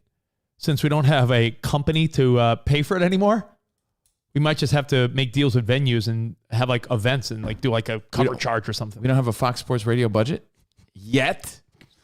Anyway, thank you guys for we your definitely support. got to do something again. Darren Bury, what's up, Darren? Mario Wrangle the Dangle, what's up, buddy? Alejandro. Greg Kelly, appreciate you. Jose Sanchez, shout out to all the Jose's. So let's say and housing. Bill Jackson, thanks. I actually reached out to Bill yesterday. He hooked me up with something. Thanks, Bill. Oh, that's why you like him, because I always like Bill. He gave you something. No. Bring it on, road trip. Come to Toronto. That's a little tough, Kim. Kimberly Giles. Bree, what's up? You and Kim Giles, Black and Tan, right? Black and Tan, all day. Please bring the show back on the road or to a convention. Yeah, guys, Greg Kelly's right. We're talking about 2022. I would do it now, but I don't want to go somewhere where people are skeptical and you guys are like, maybe I'll wait. I want to wait till everyone's like ready to do shit again.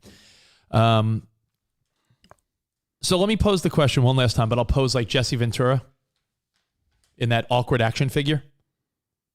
How are you supposed to play with that action figure when he posed like this? He's a poser.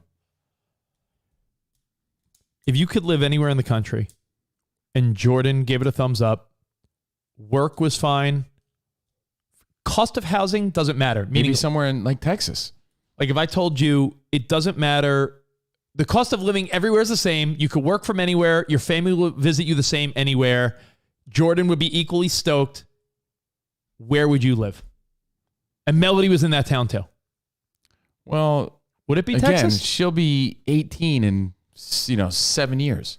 6 years. 6 years. She's almost 12. And in 3 years, she'll be able to 3 do years, and go wherever she wants to and go. in 3+ years, not She's to be not a gonna Debbie hang with Downer, me she's not anyway. going to, when she's 16, she's not going to be like, Dad, let's hang all the time. No, for sure. So, Austin, I you know what? Yes, sir, Steve Kerr, San Antonio. Don't say Austin if you don't mean it, because if my mother-in-law gets wind that it's even in your head, she'll send you fucking brisket in the mail telling you to come to Texas. I mean, anything is Texas is humid though. possible. where before my one-track jaded mind was New York. New York, bro. Don't even get the full out of here. Let alone in the world. Okay? Because there's rival cities in this country that are like, they offer just as much, if not more. Again, it's as monstrous and the architecture and the buildings, I get it. But you know what? I don't like that shit. I don't. It's too congested. I don't like that anymore. Anyway, All right. Just something to think about. Want to talk about penis hair? No, I want to talk about the Cowboys. Cowboys? And I want to They talk beat about the Eagles 41-21. And I want to give Chris Rucker. He's my mozo.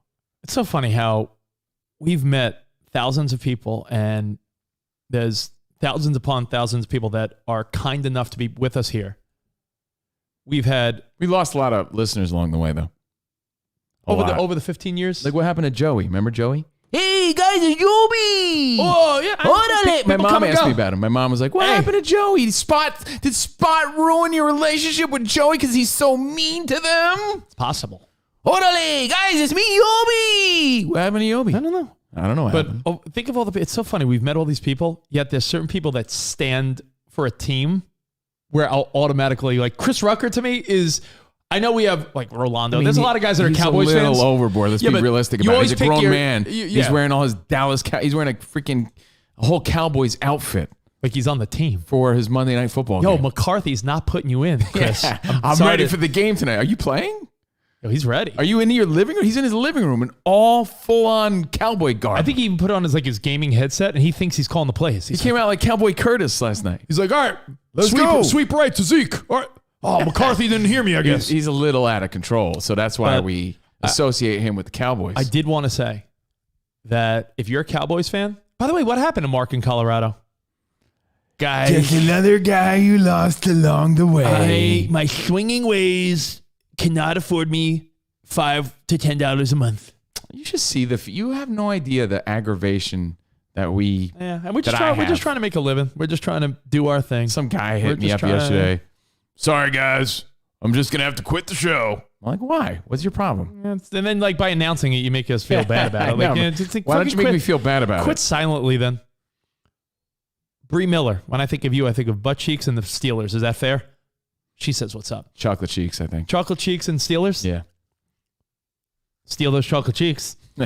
But anyway, Chris Rucker and his Cowboys. I didn't watch much of the game last night, but I got enough to know that in the short 3-game season, and what did we say yesterday? We went overboard on how people love to overreact after 3 of 17 games. That's what we do. However, if you're a Cowboys fan, now that they dominated the Eagles, it's so amazing, right? Because it's like one game could make the others make sense. Follow me here. That's why we said we made a rule yesterday, 6 by 6 games. Yeah, 6 you kind of games. got a really great understanding of what's going on. 6 games, you could get a real feeling of what's up. But let me make this point clear. If they lost to the Eagles last night, they're 1-2, and it's like, yeah, this team doesn't have it.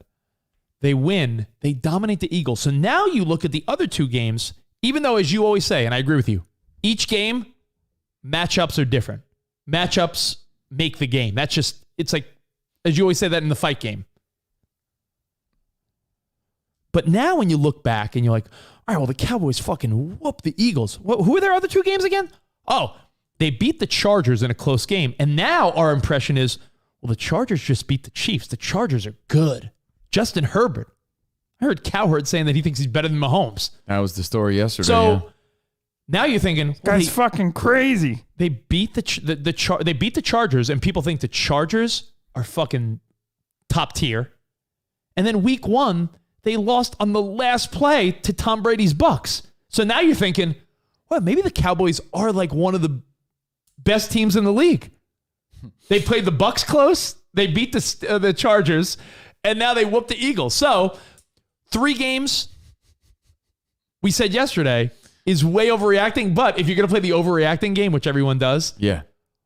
just that's why you can't do it based on 3 games. Because if the Eagles won last night, the Cowboys are in major trouble. The Cowboys whooped the Eagles, and now you're looking at it like, well, the Bucks, Chargers, Eagles. Man, the Cowboys might be a top 5 team, which is why, what is the rule, Covino? I mean, they got tons of talent, bro. 6 games. Six games. New games. New rule. So, yeah, Dallas won 41-21. Dak Prescott, 238 yards, 3 tutties. And Jalen Hurts, 326 yards, 2 tutties, but 2 interceptions. Rich Tutties, said it. Bro. The Cowboys just dominated that game. Tutties, bro. Really took over in the second half. So, congratulations, Dallas Cowboys, Monday Night Football. Dak. If you're a Cowboys fan, you got to be stoked. I know on the Manning's feed, they highlighted LeBron James. Eli giving everyone 2 birds. And Gronk was also on 2 middle the fingers. show, right? Yeah. I didn't watch the Manning feed. I don't really vibe with it. I think there's something there, but just not for me. Yeah, I gotta be honest. I didn't. If you wanted to be truthful with you, I didn't watch the game last night. I watched part of it at the gym, and there was no volume, so I was just sort of watching. By the way, am I crazy to think? I know it's probably COVID related, but is there a part of you that would be surprised if a 24-hour fitness closed at 9 p.m.? Yeah.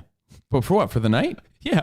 Really? I went to the gym last night, and luckily I got my workout in, but the kids went to sleep. It's like going to a restaurant and they have a partial menu. It's like, yeah, we're giving you partial of the 24 hours. Sarah went to put Ben to bed. Emmy was tired. She played her games on her iPad. She has a little bit of iPad time while she's laying in bed. And I get it because everyone winds down differently, but she likes to play some puzzles before bed. You know that does the opposite though, right? It stimulates the brain. I know, but it gets her, she likes to play these little puzzles. I know. But you know what? It makes if it's what works for her, there's no real right answer, right? I would think it would stimulate your brain. The same reason why when you're looking at social media, it's hard to fall asleep. But she gets 15 minutes to play her puzzles, these little puzzle swipe games. Why don't you just talk to her about your parlays and tease bets? That'll put her to sleep. This guy. Yeah, this guy. So, Emmy sleeping, Ben and Sarah going to bed. And I'm like, it's 8 o'clock. It's early. I'm like, you know what? I got to go to the gym. So I went to do a quick workout. And I got to the gym. And I'm like sort of getting close to wrapping up my workout. I'm like, the gym will be closing in 10 minutes. I'm like, 10 3,000 like 10 minutes. That's been the deal since the pandemic. You haven't been paying attention. Yeah, you know why? Because I don't go, late at night. I usually go to the gym if I do go at 3 o'clock, and then I'll pick Emmy up at school after. I go to the gym and then pick Emmy up. That's sort of my routine. But I went late last night. I was like, the gym closes. And I wasn't going to be the dick that was like, aren't you guys 24 hours?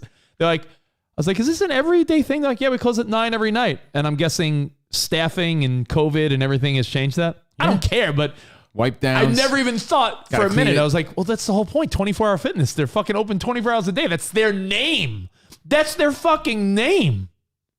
Right? I mean, wow, we're living in a different time. If you were open the restaurant called Hot Dogs and Tater Tots, and you're like, yeah, we don't got tater tots. You're fucking called Hot Dogs and Tater Tots. I think we're just lucky to have it open at all because it was shut down. Yeah. Shut the shit down for a long ass time. So, what did you do for Ben's special day yesterday? What's Ben's special day? I mean, every day's a Ben special day, but yesterday was International Sons Day. Isn't that today? It was yesterday. No, it's today. No, yesterday. Wasn't it yesterday, guys? It's today. I think it was yesterday. Nah, today's Sons Day. I don't know. I'm going to I think it was yesterday. Pat him on the head and say, way to go, kiddo. 24 Happy hours. belated National Daughters Day. To our daughters, we posted pictures at Covino and Rich of our beautiful daughters. My pain in the ass. I mean, my daughter. I think today, I think yesterday. No, it's today because my mother posted something this morning. What do you think your mother fucking knows and then my calendar? Whole feed is... I saw this shit. Do you think my mother has much going on? Yesterday. I saw Today this shit is yesterday. Son's Day. Is it? Well, what are you doing for a special day? I told you I'm going to... Well, I saw a lot of this shit yesterday. I could promise you that. So there's some discrepancy there. And I do want to say this. I think it's hilarious and heartwarming that your mom made a post, but she puts your headshot up and then like a random picture of your brother. Like, it's not even like It's not fair. not I was fair. like, why? My mom's like, oh, Rich is there like, oh, but Robbie Rotten all slick, and then like a random picture of his brother waiting table somewhere or something, and it's like that's not fair. National Sons Day. You got this glamour shot of Rich and like this doo-doo picture of Jimmy, like glamour shot, and she's like, yeah, happy Sons Day. Happy Sons Day. I'm like, I thought that was hilarious. But then why did so many people post pictures yesterday? I guess getting ahead of the game. Yeah, maybe so. I didn't have a son, and I don't have a son that I know of. Little Junio out there somewhere. It might be. Who knows? But like I said, I saw tons of that shit yesterday. I'm like, oh, yeah. Look, Day? I just put up my feed. First thing I saw: Happy National Sons Day to my little kid. The next, your whole feed today is National Sons Day. So was mine yesterday. Maybe they're trying to really extend it. All right. Well, hey, I am someone's son. What's up to Austin Arnold? He just posted I saw him on Facebook. He's got a little setup watching us with his Covino Rich coffee mug in front of him. So I'm talking about. What a guy. Thank you very much. Remember, shop.covinoandrich.com. Thanks to everybody who got their merch. You should be getting it soon if you haven't gotten it. You know the weakest part of a parent's social media game? My parents aren't on social media, but I see other parents. Yeah. Like every one of my friends' parents, other than you, are on social media, like Facebook, not like Instagram and TikTok and stuff. But most parents are on Facebook. Parents don't know how to crop out. They don't know how to save a photo properly. They screenshot. So they screenshot. So like you'll see like your high school friend's mom post a beautiful picture, but it shows their battery life and the time because they just do the fucking like screen grab. Yeah. Oh, geez. That's the mom and dad fail on social media. Well, remember to get Ben an ice cream cone or something cool. You know what? That's a good idea. Me and Ben, ice cream cone. Yeah, ice cream cone. Come on, son. I'll pay Cats in the Cradle and we'll face all full of ice cream. And the cats in the cradle and the silver spoon. All right. Cowboys making an early argument that they're elite. It's National Sons Day. Bachelor in Paradise tonight or what? I'm excited about the Yankees, bro. Rick Astley blown away. The Yankees have how many games left? 7? 7 or 6. That one game playoff is going to be exciting. I hope they make it for your sake. By the way, huge series today taking on Doug Ferrier's Blue Jays. A lot of people say that 9 BJs. No, one BJ is better than 9 Yanks. I say absolutely no. So taking on the Blue Jays, as you know, it's a very tight, very toyed wild card race right now in the AL. So every game is huge. By the way, I got to give Patrick credit here. He wrote sorbet, but I feel like that's something your parents would say, like, take you out for ice cream. No, we got sherbet at home. Sherbet. We have sherbet at home. Is this sherbet? My parents would say sherbet. Sherbet. We have sherbet at home. Sherbet. Yeah, but Mom, I want ice cream. Yeah, we have the fucking Neapolitan shitty vanilla chocolate strawberry in the carton that has ice burns on it. So I'm really excited about my day today. Your Yankees are playing the Blue Jays, and right now there's a 2-game difference. So if the Blue Jays sweep them, they'll be huge. Yankees just need to win 1, and they remain ahead of them. Yeah. So you can't get swept. And the Blue Jays are on fire. Like they're just a great team. Yeah, but that's the key when you're this close. You don't even need to win. You just need to win 1 of 3. It's like gambling. If you make 3 bets, you just can't lose all 3. Because if you win 1, it cancels out 1 of the losses, and you really just lost 1. You can't lose all 3. Yankees, Red Sox, wild card. That would be the interesting game everyone wants to see. Do you agree with that? Yeah, of course. What's up, Gabe Moreno? What's up, Reggie Who Fenner? does Boston play? Boston gets a cakewalk. Well, the Yankees they play the 50 and 106 loss Orioles for 3 days. So the Red Sox, Yankees just swept the Red Sox, so they're but the Orioles, are they going to feel down about themselves or? Like I said, I don't expect you to care. Just know that it's tight, and I'm excited about it. So my day consists of picking up Melody, hanging out with her. She does her thing, her homework and shit. No. Then I drive her back home. And I get excited to tune into the Yanks, and then Bachelor in Paradise. Oh, it's gonna be great. I'm stoked. Could I give you a piece of for your Yankees? Now they play the Blue Jays. Yes. I know you're not a schedule watcher. 1 Yank is better than 9 BJs. I don't think that's how it goes. The last 3 games, early October, first week of October, there's always that one series that leaks into October. If you're tied with the Blue Jays and Red Sox and a couple teams for that wild card, if the Yankees are, the Blue Jays play the fucking lowly Orioles for 3 days in Toronto. The Red Sox play the Nationals, which their season's over. They're a shitty team. But the Yankees, I believe the Yankees play the Rays. The last 3 games. Hold on, let me say. The Yankees play the Rays, who, by the way, have run away with the division. So you better hope that the Rays are like prepping for the playoffs and they're not even going to, give much of a shit because they're always gunning to be the team in the AL East. So just an exciting time. I posted a picture of my excitement. Let's go Yankees. Let's effing go. LFG. Thank you. So I'm excited about that shit. I woke up today. First thing I'm like, all right, is anything going to hassle me today? No, good. Today, Tuesday, tacos, Yankees, Bachelor in Paradise. Yeah, money, bro. So I'm pumped about that. The Yankees on early, or are you going to like 4 o'clock? Okay, so on the West. So it won't fuck up your Bachelor in Paradise night? I mean, I'll figure it out. I know 2 things you watch love. the Yankee game on my phone if I have to. What if the Orioles play spoiler? That's what shitty teams love to do. That's what they live for. That's so. I was thinking the same thing when you mentioned the Nationals. What's crazy? That's all they have to play for. I agree with Kyle for the first time ever today. He said the Dodgers. By the way, I never thought of this. Go ahead. I'm sorry. The Dodgers could be that team because of the wild card 1-game playoff. The Dodgers could win 104 games. The Dodgers may end up winning. They're going to win over 100 games. Still don't beat the 98 Yankees. What does 114, bro. 114 wins. No, it's not a matter of win total. I'm saying they're going to win all those games and could play a 1-game playoff and not even like you win over 100 games in a Major League Baseball season. And the sad reality is, know what you could do? You could play 1 game versus the Cardinals, who are hot, and lose and be like, really? So after 100-something fucking wins, we're done? Did the Cardinals lose yet? Last I knew, 16 straight. I don't know. Let's see. Unless they lost. I don't think they lost because I would have saw that news. But who knows? No, they haven't played. They've won 16 in a row. The Cardinals play. They must play today then. Are they? Let's see. I'm curious if they're favored today. They're underdogs versus the Brewers. So people assume that has to end.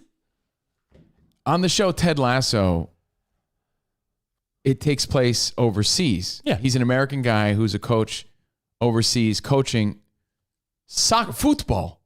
Correctamundo, Dikembe Mutombo. And some of the foreign players, the international players, I should say, were perplexed that in America, games that mean nothing continue to play on, or teams that are like out of it continue to play on, but we go to enjoy those games anyway. It's just what we've grown accustomed to do.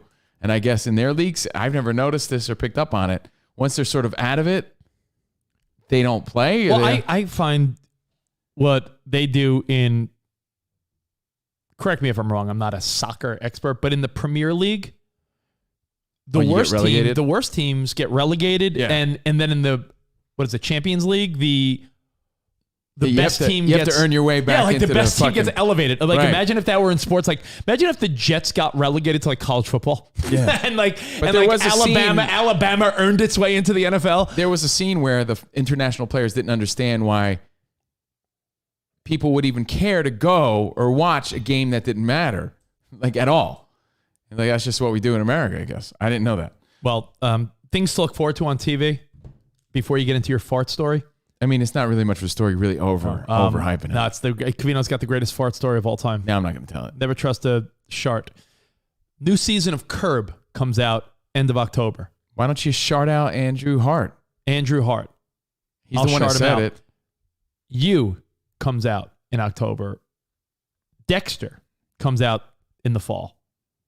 So there's a lot of things that are going to be coming back, shows that you like. So there'll be things to chat about. Fury Wilder, October 9th.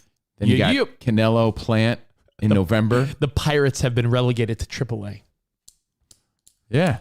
That's how it would work. There are no playoffs in soccer leagues. Where you finish in the standings is it. Oh, I see what you're saying.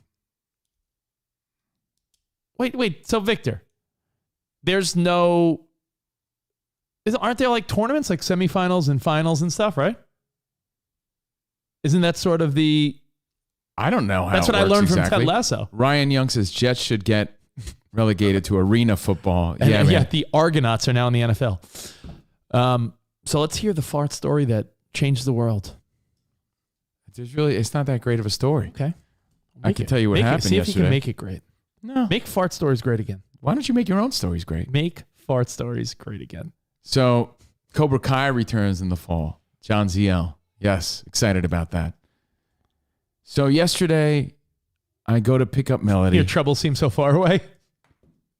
It's annoying. It's so annoying. Like she has PE at the end of the day, right? Sometimes, like every other day, they have PE. And if her school day ends and she's finishing up gym class, it takes her like a fucking half hour to get dressed and to the car. It's like, where's my kid at? She's put on all her fucking like rock star shit. Like, hey, come on. That's waiting. That's on the clock. Come on now. Come on now. Dad, I'm just getting dressed because we had gym class. Hurry the fuck up. That's how I feel. So come on now. she gets in the car like 20 minutes later. And you're like, all right, now it's already time to drop you at your mom's. Yeah, exactly. Have a good day. She's like, Dad, my lunch was ruined. I was like, what happened? She's like, yeah, Mom, got all the lime juice from the salad or whatever she fucking had, right? She's like, all the lime juice seeped into my sandwich. I'm starving. Can we go to like Chick-fil-A or something? I'm like, I mean, sure, whatever. Yeah. You know? Yeah. My sandwich is ruined by pickle drippings. Yeah, whatever That's what was she in said. the thing leaked onto her sandwich and it was gross. No She one didn't wants want no it. one wants a soggy sandwich. bread sandwich. So I said, sure, let's go. So we go to Chick-fil-A and I'm like, no, I'm good. I'm not getting anything. They got a pretty efficient drive-through, by the way. They do a Chick-fil-A- great job. Chick-fil-A I love how polite operates- they are too. I really do. I don't care if it's fake or not. I like it. Chick-fil-A operates so smoothly, at least the one around here, where even when there's a long line, it's fucking moving. Like, you go, young brother, with your with a hustle. little, I with like his it. little iPad, like, all right, what do you want? Number one, extra pickles, but all right, kids meal, chicken nugget, boom, turn around, pull around, bada bam, bing, bam, bada, yeah, there you go, swipe next car. But they I'm always like, wish yo, you a wonderful day. They're super polite. they got their cow I'm down masks with on. it. Yeah, I like it. Steve in Texas said she played me. She didn't because I saw the sandwich and it was ruined. But I even was if like, Melody, come on. You know, you had me waiting. She's like, no, look, I swear, I didn't even eat lunch. I said, all right, whatever. Starving. Yeah, and I'm just trying to be nice anyway, so it was all good. Yeah. But I was like, if I was hungry, then it wouldn't even had been a question. Like, sure, I'll go get something quick. Yeah. Usually I get the grilled chicken nuggets at Chick-fil-A. No, they're fucking great. Healthier option. They're great. Yeah, go with the fried. You Some only live bu- once. You only live Nah, once. Fuck that. Yeah, you live once. You want to fucking stay healthy for a while. I don't want to like get up and have a Dwight Gooden thing going on from like here down. Dwight Gooden looks like he weighs 180 pounds, and From then here. then below his chest, he looks like he was 300 pounds. Yeah, Looks like fucking so Humpty good. Dumpty. I'll eat. By the way, Humpty Dumpty had a great fall. I don't know if you saw it. He had pumpkin spice latte. I saw that meme. Humpty Dumpty went apple picking. He went apple picking. He's enjoying football right now. Yeah, Humpty Dumpty, great fall. Humpty Dumpty had a great fall. So he's got a scarf on. So we go to Chick-fil-A, do the how do you do's. I don't want anything. I'm going just for her. Sometimes I get a second sandwich. Oh, yeah, for the next day or No, for like I'm like, yeah, I got a number one and an extra sandwich when I'm fucking starving. Those are so. Oh, I do that just so I don't have to make another trip for lunch like the next day or something. So I'm like, yeah, give me 2 of those bad boys for later on or something. Yeah. But I didn't want anything. I just came back from Jersey. I'm loaded up on carbs. I don't need Chick-fil-A. So trying to like get back on track. But Melody orders her little, how do you do? Guy comes up to the window. He's like, hey, order for Steve? You got it, buddy. He goes, would you like a free milkshake? I was like, oh, Free milkshake. I said, Melody, do you want a free milkshake? She's like, no, I'm good, Dad. I'm like, really? What kid doesn't want a free milkshake? She actually, in my opinion, made the more responsible decision. But me being like the dummy, right? He's a kid. Yeah, but What kid says no to ice cream? She's very smart. She, has the intellectual levels of a 25-year-old, the emotional levels sometimes of a 5-year-old. So it's a very strange dynamic. she's super smart, but she's still a kid. So I'm like, yeah, I'll take it. Right? I mean, Of course. It's free is what I'm thinking. And it's a delicious milkshake. And it's a milkshake. So I go, and what time of the day, by the way? Chick-fil-A's, this is afternoon, right after school. It's not right before you go to bed, so have at it.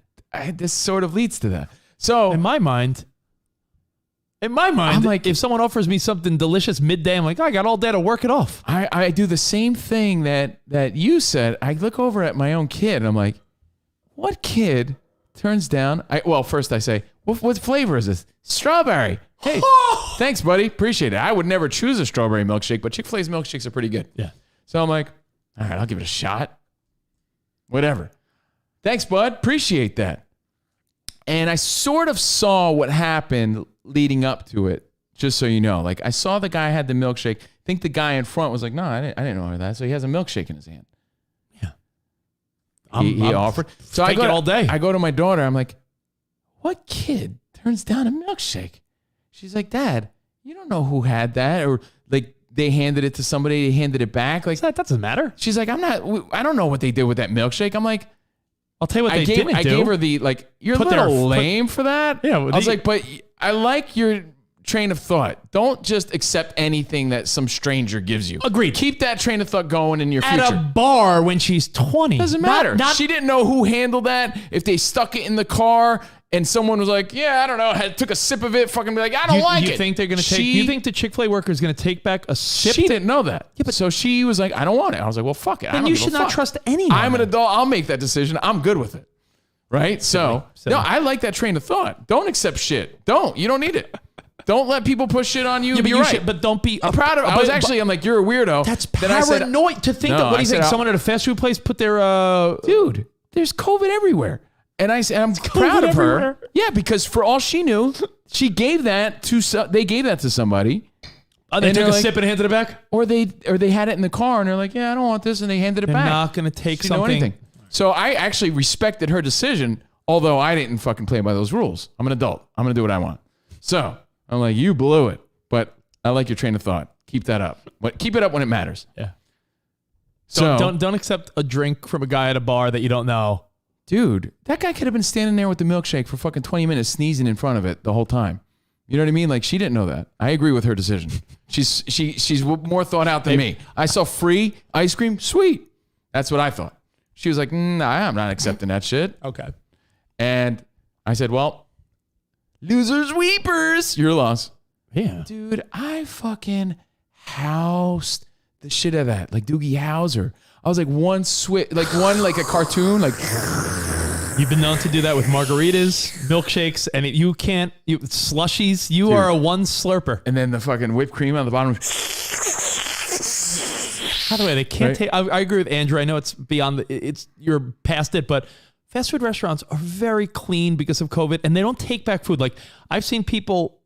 The dude was offering to the guy before me. Yeah, but I've seen if someone else touches it, I've seen people at Starbucks like fiddle with the drink, and the person's like, "Now I got to make that drink over." Like, they're not. No one's giving someone a drink in their car. What do you want me to tell you, man?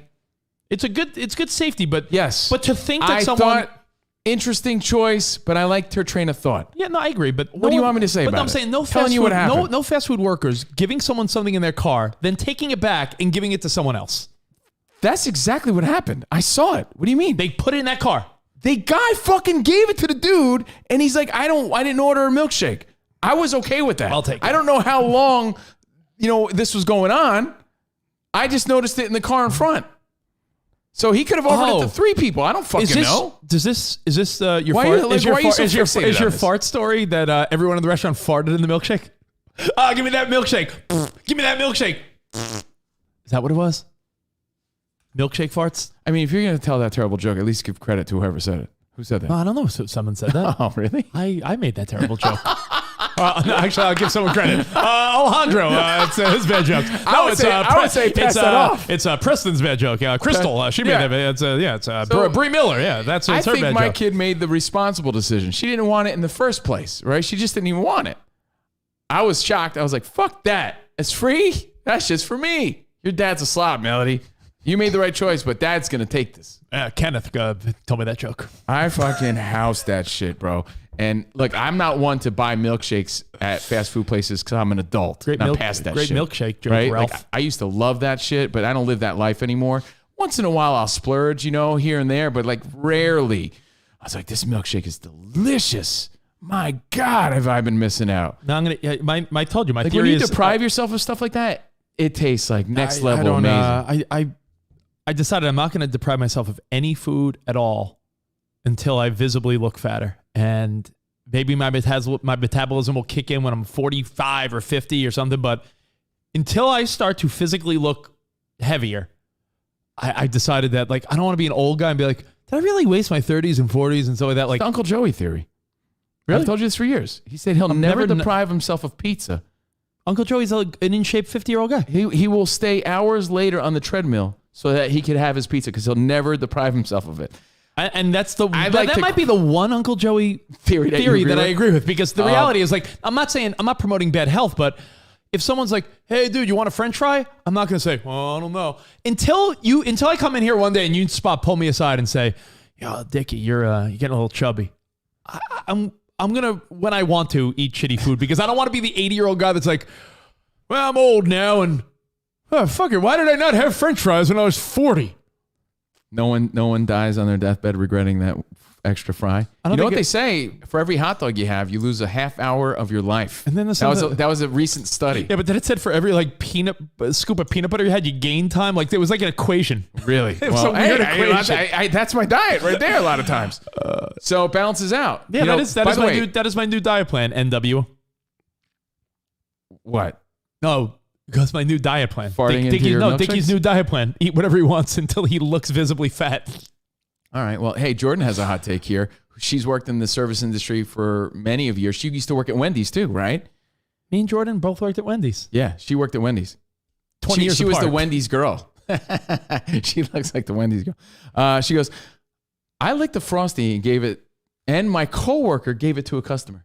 She goes, so Rich could have off with his theory that fast food workers give a shit because they don't. But then they're minimum wage workers and disgruntled around it. And they have no problem effing with people's food. So I wouldn't have taken it either. But then for Jordan's whack theory it's not a whack theory. It's not a theory. No. She's saying she's done it. Yeah, but I've worked in food industries also. I was a waiter. I worked at fast food. I've done all the same things she's done. But what I'm saying is, then that has to apply across the board. Then every time you sit down at a restaurant, every time you sit down. But across the board is different now. You gotta assume, because we're living in a different fucking, a different era of fucking super spreading. If you go to a restaurant with Jordan and get a burger and fries, then you're going to assume that on the way from the kitchen to the thing, the guy's like, she doesn't do Uber Eats or anything like that shit. She just doesn't. People just don't trust it. But what I'm saying is, every out restaurant you go to, then you have to assume the same thing. I used to work at Bennigan's. My buddy Patrick listens to this show. You know what I used to do? Anytime anyone ordered a country fried chicken salad. Country fried chicken salad. Take a piece of the chicken? I would take the fucking chicken with my fucking gross ass hands. So then how is it different than the food they're giving you? I'm an adult. I don't care. No. I'm saying, I make those decisions. I'm saying them handing you a milkshake. Yeah. Right? And you're like, what if someone else's hand touched the cup? Yeah, but you got some weenie talking over it. But I'm saying if someone gave you French fries and a chicken sandwich, they were all touching that too. They're touching food. They're preparing your food. Okay. And so it's all equally contaminated. But this was just a floating fucking free from the car in front of you. No, I don't know how long this guy was trying to dish off this thing. I'd imagine. I didn't care because I was willing to take the chance. My guess? One car, because how many people would pass up a free milkshake? I don't know. Maybe people are like, oh, I'm good. I need that. It's California. How many in California? You know what people do? They pass up on cupcakes and donuts if you bring them into the office. That's how it is here. On the East Coast, those things are done fucking the second you put them down. So long story short, it really dragged it out, but that's a fun story. No milkshake. I housed it. Yeah, no more milkshake because I fucking finished it. Melody's One like, slurp. geez, Dad. I was like, yeah, your dad's an animal. I got to give Covino. Dad's an animal. I got to give Covino, I don't know if it's credit. Spot, I know, just chimed in a few minutes ago. So Spot's listening. Miss you, bud. See you tomorrow. What else is he doing? I thought he said he was eating gabagool off his belly. Eating gabagool. In Jersey. Leftover gabagool. I have never seen someone, I'll give you credit, I have never seen a human being. God is my witness. Human being. Spot is my witness. I've never seen a human being slurp down a frozen margarita, a milkshake, a slushy, a Slurpee, where you would get brain freeze or say, let me pace myself. It's one of the few times where Covino loses composure. You give Covino a frozen strawberry margarita where you'd sip it and dip your chips and eat your... He gets it. Like a cartoon, like I inhale the glass. The glass starts to make the shit like... I've never seen anything like it. Shit is... Yo, it was delish like a Rachel Ray dish. This milkshake... I mean, it was fan. And then I got to the cherry. I was like, it was so good, man. And I looked at Melody. I'm like, that's how you do it. You're crazy. That was fantastic. How do you handle the whipped cream? Beginning or end? If they do a little on top, do you do that and then drink the milkshake? Did you drink the milkshake and then that goes down the cup? A little bit of both. Yeah, a little bit of both. Right. So I was feeling sort of fortunate that I just got this $6 milkshake for free, but at the same time, I was like, man, why'd I do that? Then I started having a bit of like eater's remorse because I was trying not to have anything bad to begin with. But then by the time I got home, I forgot about it. I really did. Totally forgot about it. Right? And what did I have to eat? You know, I had like, I don't know, this regular lunch, just probably bullshit, like tortilla with peanut butter, like some bullshit. And I knew I was having dinner. I had steak and rice and asparagus for dinner, right? I had Taco Bell. Grilled it up on the grill. Now, Jordan's watching Big Brother on Big Brother, starring Joe Frazier's overweight son. He had too many milkshakes, this guy. He's in that show this season. I'm like, yeah, this show's not for me.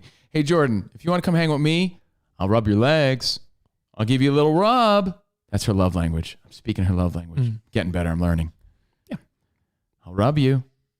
I'm going to go watch that Mets documentary I've been trying to watch. I'm going to watch that in the bedroom when you're done with Big Brother, which, by the way, is all just brothers now. It's like the first time ever you're going to have a black Big Brother champion. Oh, yeah? Yeah. So it's history in the making, guys. Riveting. But I'm watching this documentary in the bedroom. Jordan's watching Big Brother in the other room. All of a sudden, my tummy starts a rumbling. Oh, no. What does Winnie the Pooh say? Like, my tummy's rumbling? Oh, bother. My tummy is rumbling. Something's starting to happen. Something wicked this way comes. That's a movie from the 80s. Something with is Jason that when Robards. I stopped by your house and I was like, boing, boing, something boing. wicked this way comes. But I'm not, like, it's not dawning on me, like, what's happening. I'm like, and then I start letting loose. The caboose is loose, right? Hot farts. And I start seeing the air purifier, the air filter, like, turn red. Like, danger. Warning. Something's in the system. When the number on your air filter starts changing. The purity of the air quality has gone down. It really does. There's a blue light, right? It's filtering. The filtration system's working. If something contaminates the air, it turns like fucking like alarms are going off. I'm like, shh, chill with your red orange lights. Chill with that. So you had asparagus and a milkshake? See, so like you're yo, bro. I had just eaten, so I'm like, oh, okay, maybe the steak, like beef. I'm having hot beef farts. Are these asparagus fucking gas? What's going on? I don't know. Then, dude, it just starts getting now like it's like burning the fucking eyebrows off. I'm like, oh, what is going on? And then it dawns on me. And you're like, oh, it smells like strawberries. I'm like, oh my God, that milkshake. I had totally forgotten about that milkshake. It didn't even dawn on me that this was a possibility. Like, I just saw free. My eyes lit up and I'm like, milkshake free. Yes. Yeah. I forgot I was lactose intolerant. I was more thinking, oh man, I was trying not to have anything bad. I just wasn't even thinking along the lines of this is going to have major effect on me later on. Bro, all I got to say is I started letting loose and I was like, thank God Jordan's in there watching Big Brother.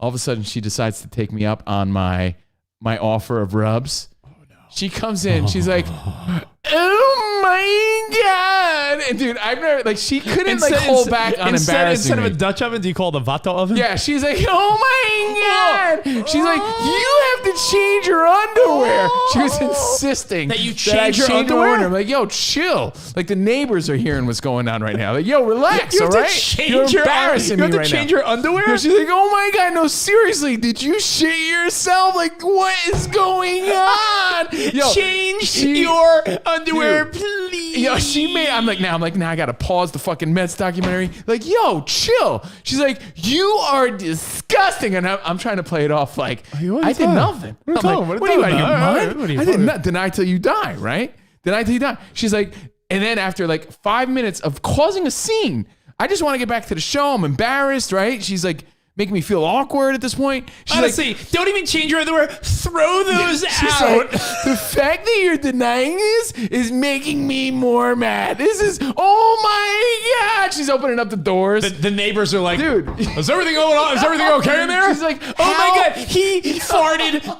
Yo, she's like, how are you? The fact that you're sitting in this is so, how are you sitting in this? And I'm like sitting there, like not even really noticing it at this point.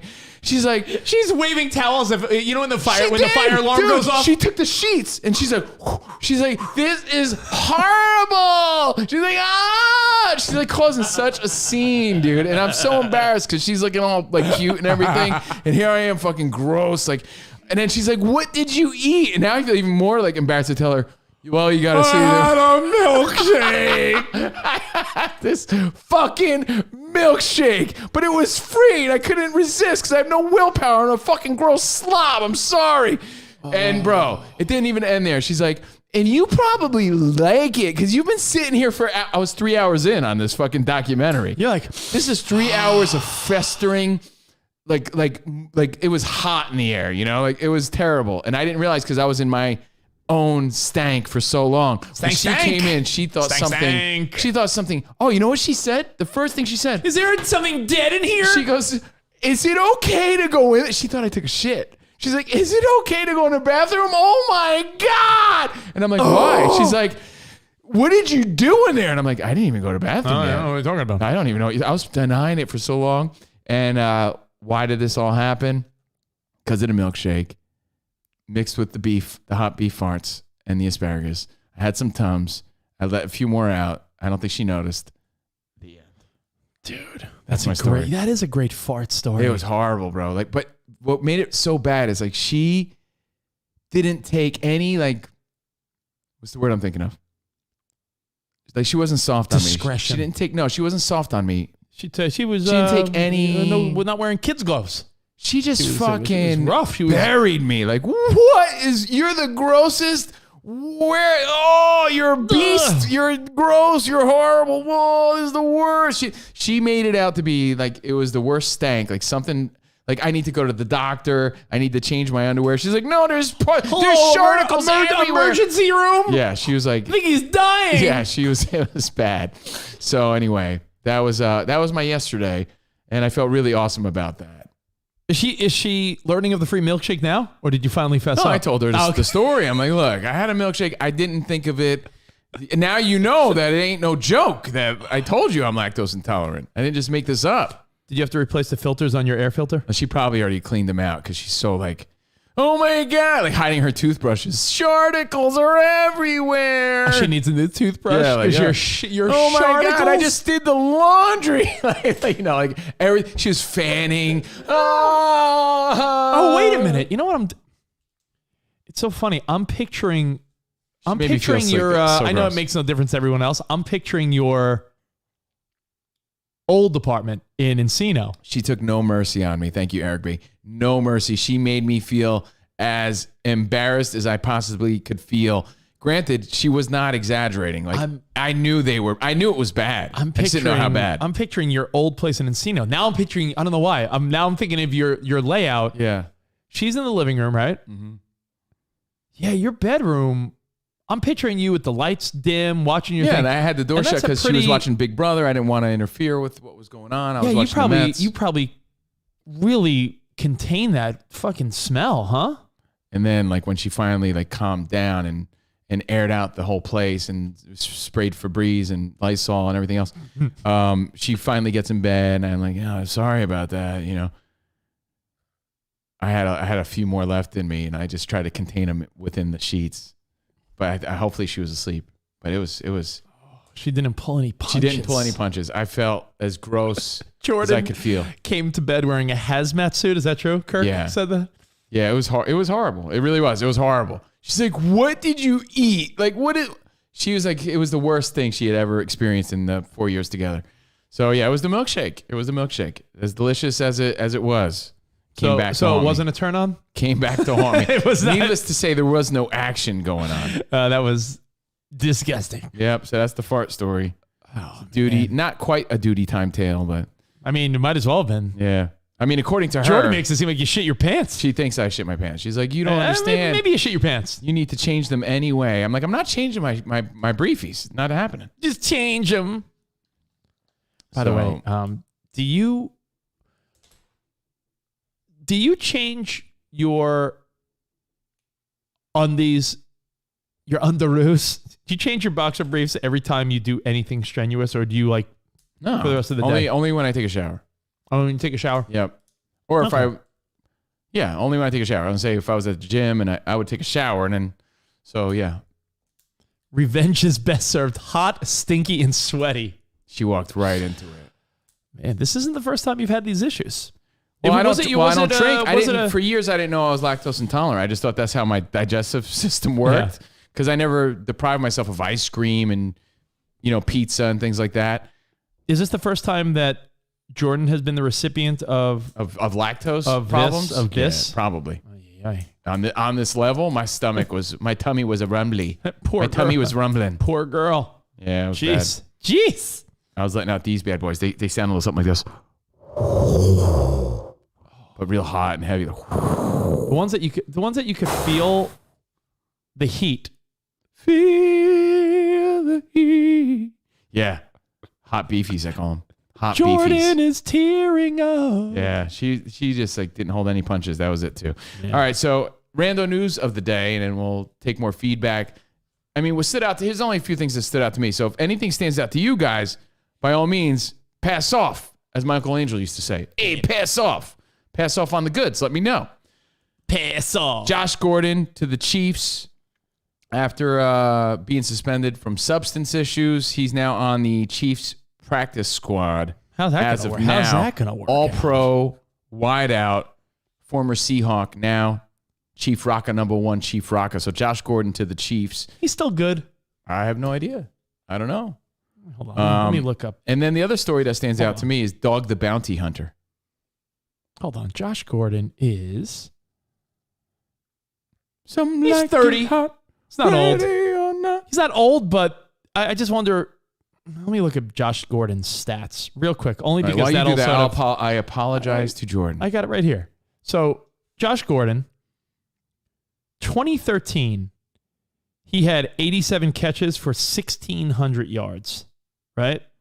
That's in 2013 when he was 22. His rookie year, caught 50 catches for 800 yards, 5 touchdowns. His big year was 2013. 2014, he only played in 5 games. He did not play in 2015 or 16. He had a shitty year for Cleveland in 2017. Remember, he played for New England for a second.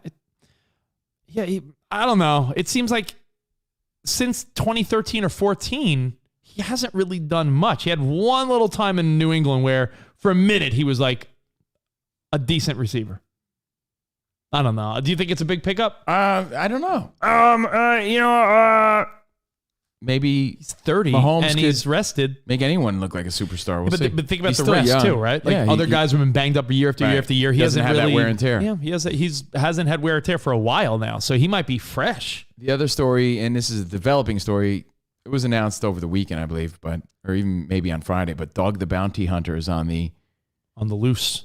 Gabby Petito case, on the search for Brian Laundrie, that shitty story out of Florida. But it turns out that he's making more progress getting some information more than anybody else. So there's a lot of online polls of like, yo, is Dog the Bounty Hunter going to be the guy that solves this? And is this a matter of like his own reputation sort of getting in the way of the fact that he really is just good at what he does? And I'm not saying he has a bad reputation. I'm just saying just like his overall sort of look, and you think of him as a reality like TV guy. That's what he does. That's how he got the reality show. Right, but his whole look and gimmick and sort of takes away from like, he's good at what he does. So Dog the Bounty Hunter on the case. Getting clues. Josh Gordon is a way lower level Doc Gooden. That's from Andrew Hart. He's just not going to be the same. Kenneth says, it depends on how complicated the playbook is in KC. A lot of wide receivers have had issues with the New England playbook. Some more complex than others. You're hearing about how complex Sean McVay's playbook is. I have a question for you about the Gabby Petito. Well, Kyle says, Dog the Bounty Hunter catches him. They have to make a movie out of it. Dog the Bounty Hunter. Not him. I want to ask you about this laundry kid. More and more and more comes out. Little things like, oh, they were fighting at a restaurant. Oh, he was jealous. Oh, did he rough her up? And all these terrible little tidbits because people are connecting the dots and doing all this, right? I wonder, do you think his parents know everything? Yes. Well, that's what Dog is getting to the bottom of, right? That they took this kid into a campsite, left, went back there, some shit. Like, it's almost like they're helping him out. They're accomplices at this point. I just wonder. So they're just as guilty. Yeah, Dog reportedly found the campsite he believed belonged to Brian. Yeah. So that's wild. And they believe that the parents are in on protecting Apparently, him. Dog the Bounty Hunter is a cyber sleuth god. Like, this is the guy that's going to get to the bottom of it. That's like, awesome. Like, you could say, all jokes aside, like Dog the Bounty Hunter. Like, but like, because that's fucking great. Because your first instinct was like, you fucking kidding me? Look at him with his mullet and his no sleeves going up to the laundry's house. Fucking get out of here, Dog the Bounty Hunter. He was famous for a reason. That's why he became famous. And it's fucking Dog the Bounty Hunter going after the number one wanted guy in the news right now. Of course, there's other people on the loose, but Dog the Bounty Hunter is not only going to catch this kid, he's probably going to take down 3 meth heads along the way. I wonder if the FBI is like, stay out of this, Dog. It's like Bernice, the repo lady. Like, she's just good at. Remember Bernice? Yeah, of course I remember Bernice. Like, she just was great at doing repo. What if Laundry ends up killing Dog in the pursuit? That's a movie. Imagine they have like a face-off. We talked about this the other day. Like, what would you do for your kids? And clearly, the Laundry family will go above and beyond to protect this kid. Do you think I mean, I know you don't know the answers, but is your instinct that he's telling them like, I'm innocent, but I don't know what to do, and they're like, they believe he's innocent, so they're helping him, or do you think he's like, I killed her, and they're like, all right, Jesus, we got to help you? Like, I don't know. I have zero instinct on that. I think, who knows? It's just a terrible story. I think that your parents are going to always justify whether he is denying it, right? Or whether he admitted it. Mm-hmm. The parents are still going to be like, he's our boy. He must have had like, I know it's horrible, but he had his reasons. There's a rumbly in my tumbly. Thank you, Baxter. A rumbly in my tumbly. I don't think I could protect my kids if they took someone's life. That's Matt. Yeah, it's different level. You're right. You'd protect your kids if they did something dumb. I protected my kid from eating a fucking bad milkshake yesterday. Look what would have happened. We had this conversation That's a while. the moral of the story. We had this conversation. See what would have happened if Melody would have had that milkshake? Yeah, see? I think we had this conversation years ago. And remember, do you remember me being so perplexed how people wouldn't try to help their kid get out of a crime? And it wasn't even killing someone. Remember? Do you remember we had this conversation? Like, would you help your kid if they got in a hit and run or did something stupid, but no one was hurt? And my stance was, listen, if no one's hurt, I'm going to try to protect my kid 1 billion%. I remember our feedback was, well, your kid's got to learn the lesson. Right. Yeah, and I remember being shocked how people were so quick to turn on their kid. Murder might be the only time you would turn over your child if they murdered someone. Greg Kelly says, Dog the Bounty Hunter is like 70 years old, not the power he had years ago. Greg Kelly also says, talking about Josh Gordon, what about Kirk Cousins and how stellar he's been playing? Yeah, he's leading the league in everything. I bet he told his parents it was an accident. And they're like, we have to help you hide. Right. Do you think they gave... they're justifying it even if the story doesn't add up. They're trying to believe him. Not that it matters it matters if he's a killer, but do you think they said a goodbye to him? Like, how do you think it even worked? Like, I'll always love you, Brian. And they like gave him a hug and kiss goodbye, knowing that he will really now have to either disappear forever or will show up dead one day.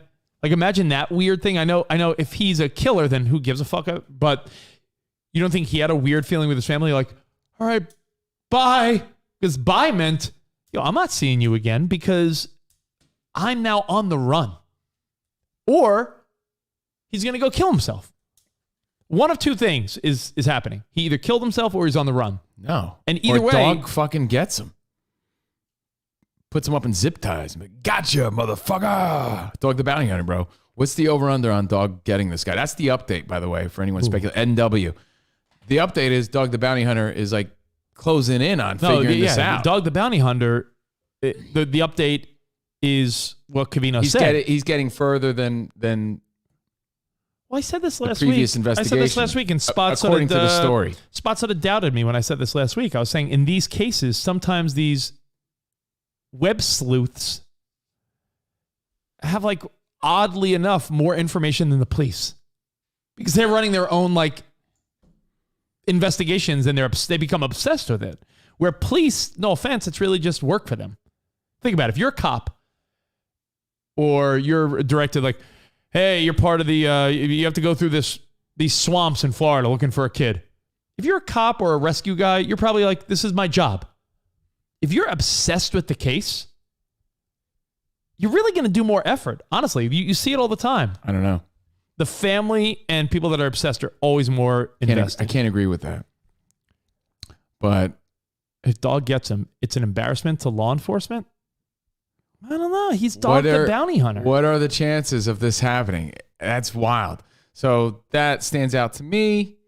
That's the rando news. Is it true that a lawyer said that there's no legal obligation right now for the parents to say if they know where he is? I don't know about that.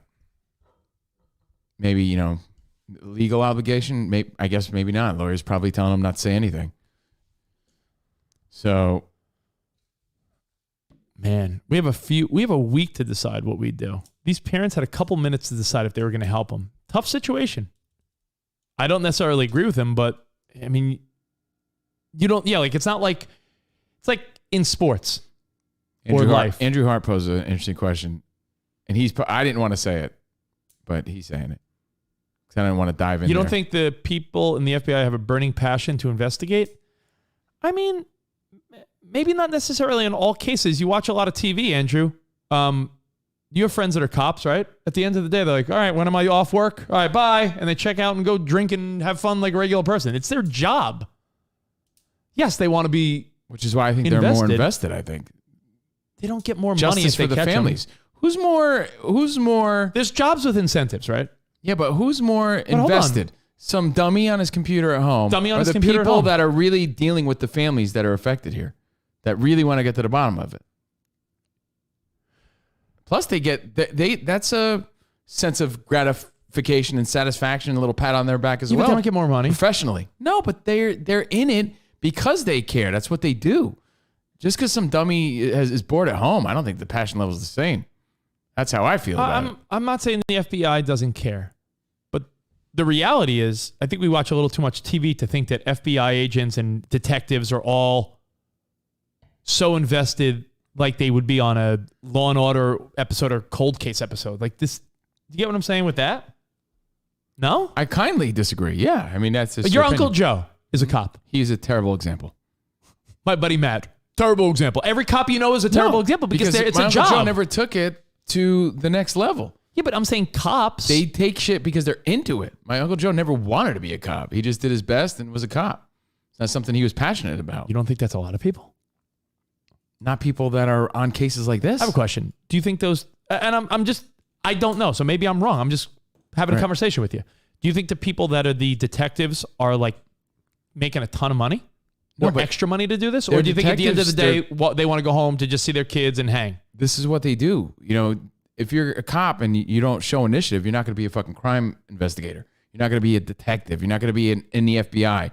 You're not going to be on a case like this. The authorities have to act within the confines of the rules. That's right, Lisa, which I'm assuming What does that have to do with she's anything? insinuating that these little web sleuths are fucking not worried about the legal rules. Like, they'll be like, well, we can't use this in court if this happens, or they're like playing by the rules.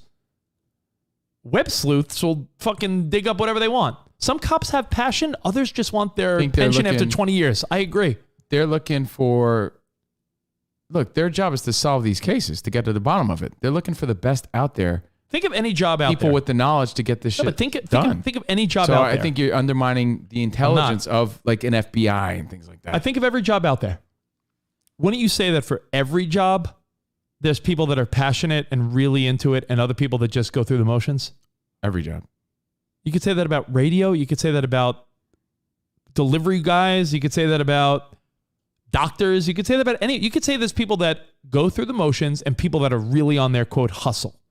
Yes, if there's a detective that from the time they were a young kid is like, it's really what I want to do. I want to help people. I want to solve crimes. Versus some guy that's like, yeah, I get a pension. What do I got? 4 more years and I get to retire? Fucking great. Yeah, but that guy's not on this case. You think Yeah, these are high-profile cases. This is a guy you're going to see in a documentary in 5 years, talking about how his whole life revolved around him. And by the way, investigators have hundreds of cases they're assigned to. You don't always get to pick your file. If you think that these nerds behind computers are... I'm not saying they're better. Don't get me wrong. I'm saying that they're not like... They're you're not really going to convince me. They're mentally I don't invested. know. I don't think so. No, I'm saying they're mentally invested. I'm not saying they're better. I'm saying they're very mentally invested, where some person that's obsessing over a case cares more than someone that was assigned. They're like, oh, here's a file. Oh, what's this file? You know, I mean, cops get files where they'll be like, all right, what's my file? All right, I got to investigate such and such. It might just be a job to them. Like, God, I'll do. I disagree, bud. Okay, I do. You're not gonna convince me. I think it's cool that people are invested in it, but I don't think that. And I think it's cool that they're providing information. That's where you and Spot were not on the same page. These web sleuths, you kept calling them web sleuths, but they weren't. They were just people providing information. Yeah. That didn't necessarily make them web sleuths. What have web sleuths figured out? If anything, Listen, sometimes it can complicate the case because they start rumors and shit. I just think that if Dog the Bounty Hunter finds Brian Laundrie, that shit would be funny. It would be funny and great all at the same time. Because like, really? Fucking Dog the Bounty Hunter solved it? That would be great. That would be great. So that's the update there. I'm just saying, and it's no knock on detectives. It's every industry. The same way. Yeah, but they don't get to this level of... This is a high-profile case at this point. That's true. But it's a lot of times even people in high positions in your career. Dog the Bounty Hunter on this one. People in your career that are in high places, you don't feel like a lot of them are checked out? They're just there because they somehow got there?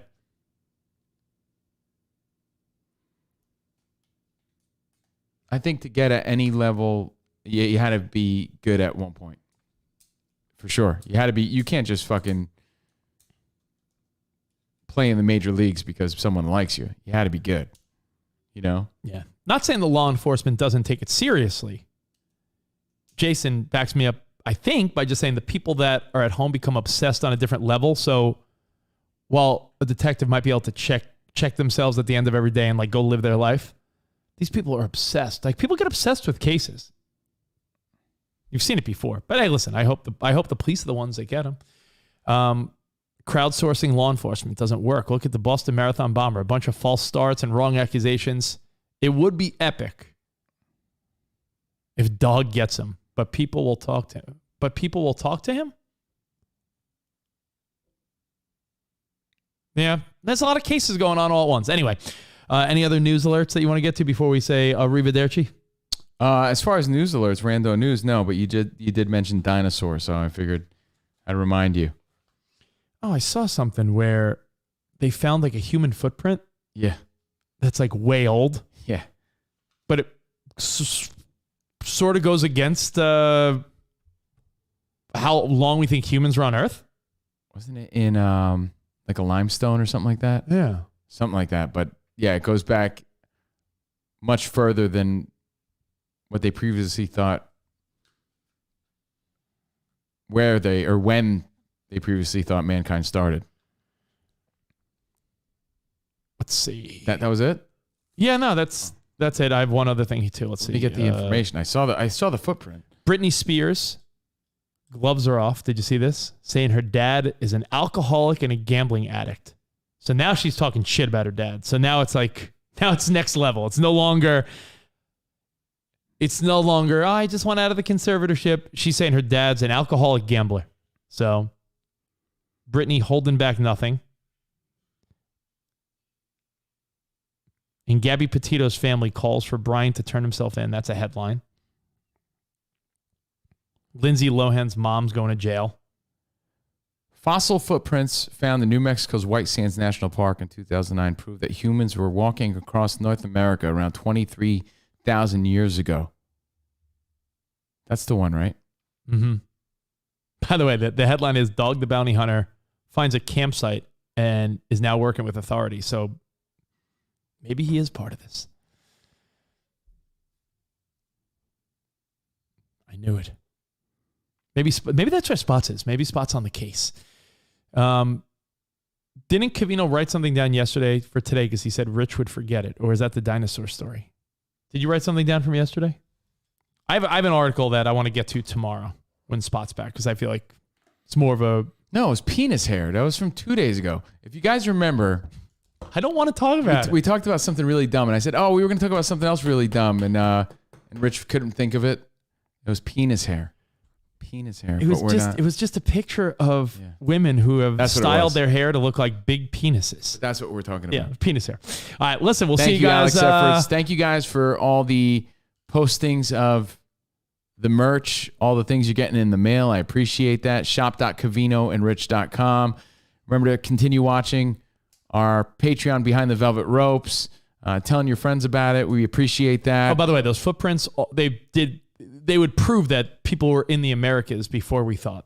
Right. Thank you, Andrew. So it changes everything.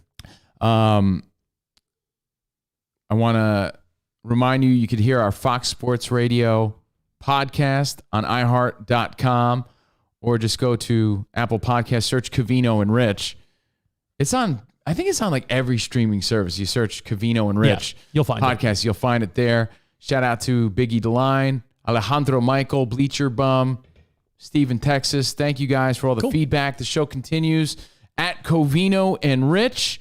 And happy National Sons Day to all the sons out there. Yeah. And enjoy your Bachelor in Paradise. And Yankees. And your Yankees taking on the Blue Jays, baby. We'll see you guys tomorrow. Oh, yeah. And if anyone hands you a free milkshake, don't take it. Don't take it. Take it. Arrivederci, baby. See you in the promised land. Goodbye. Be right back.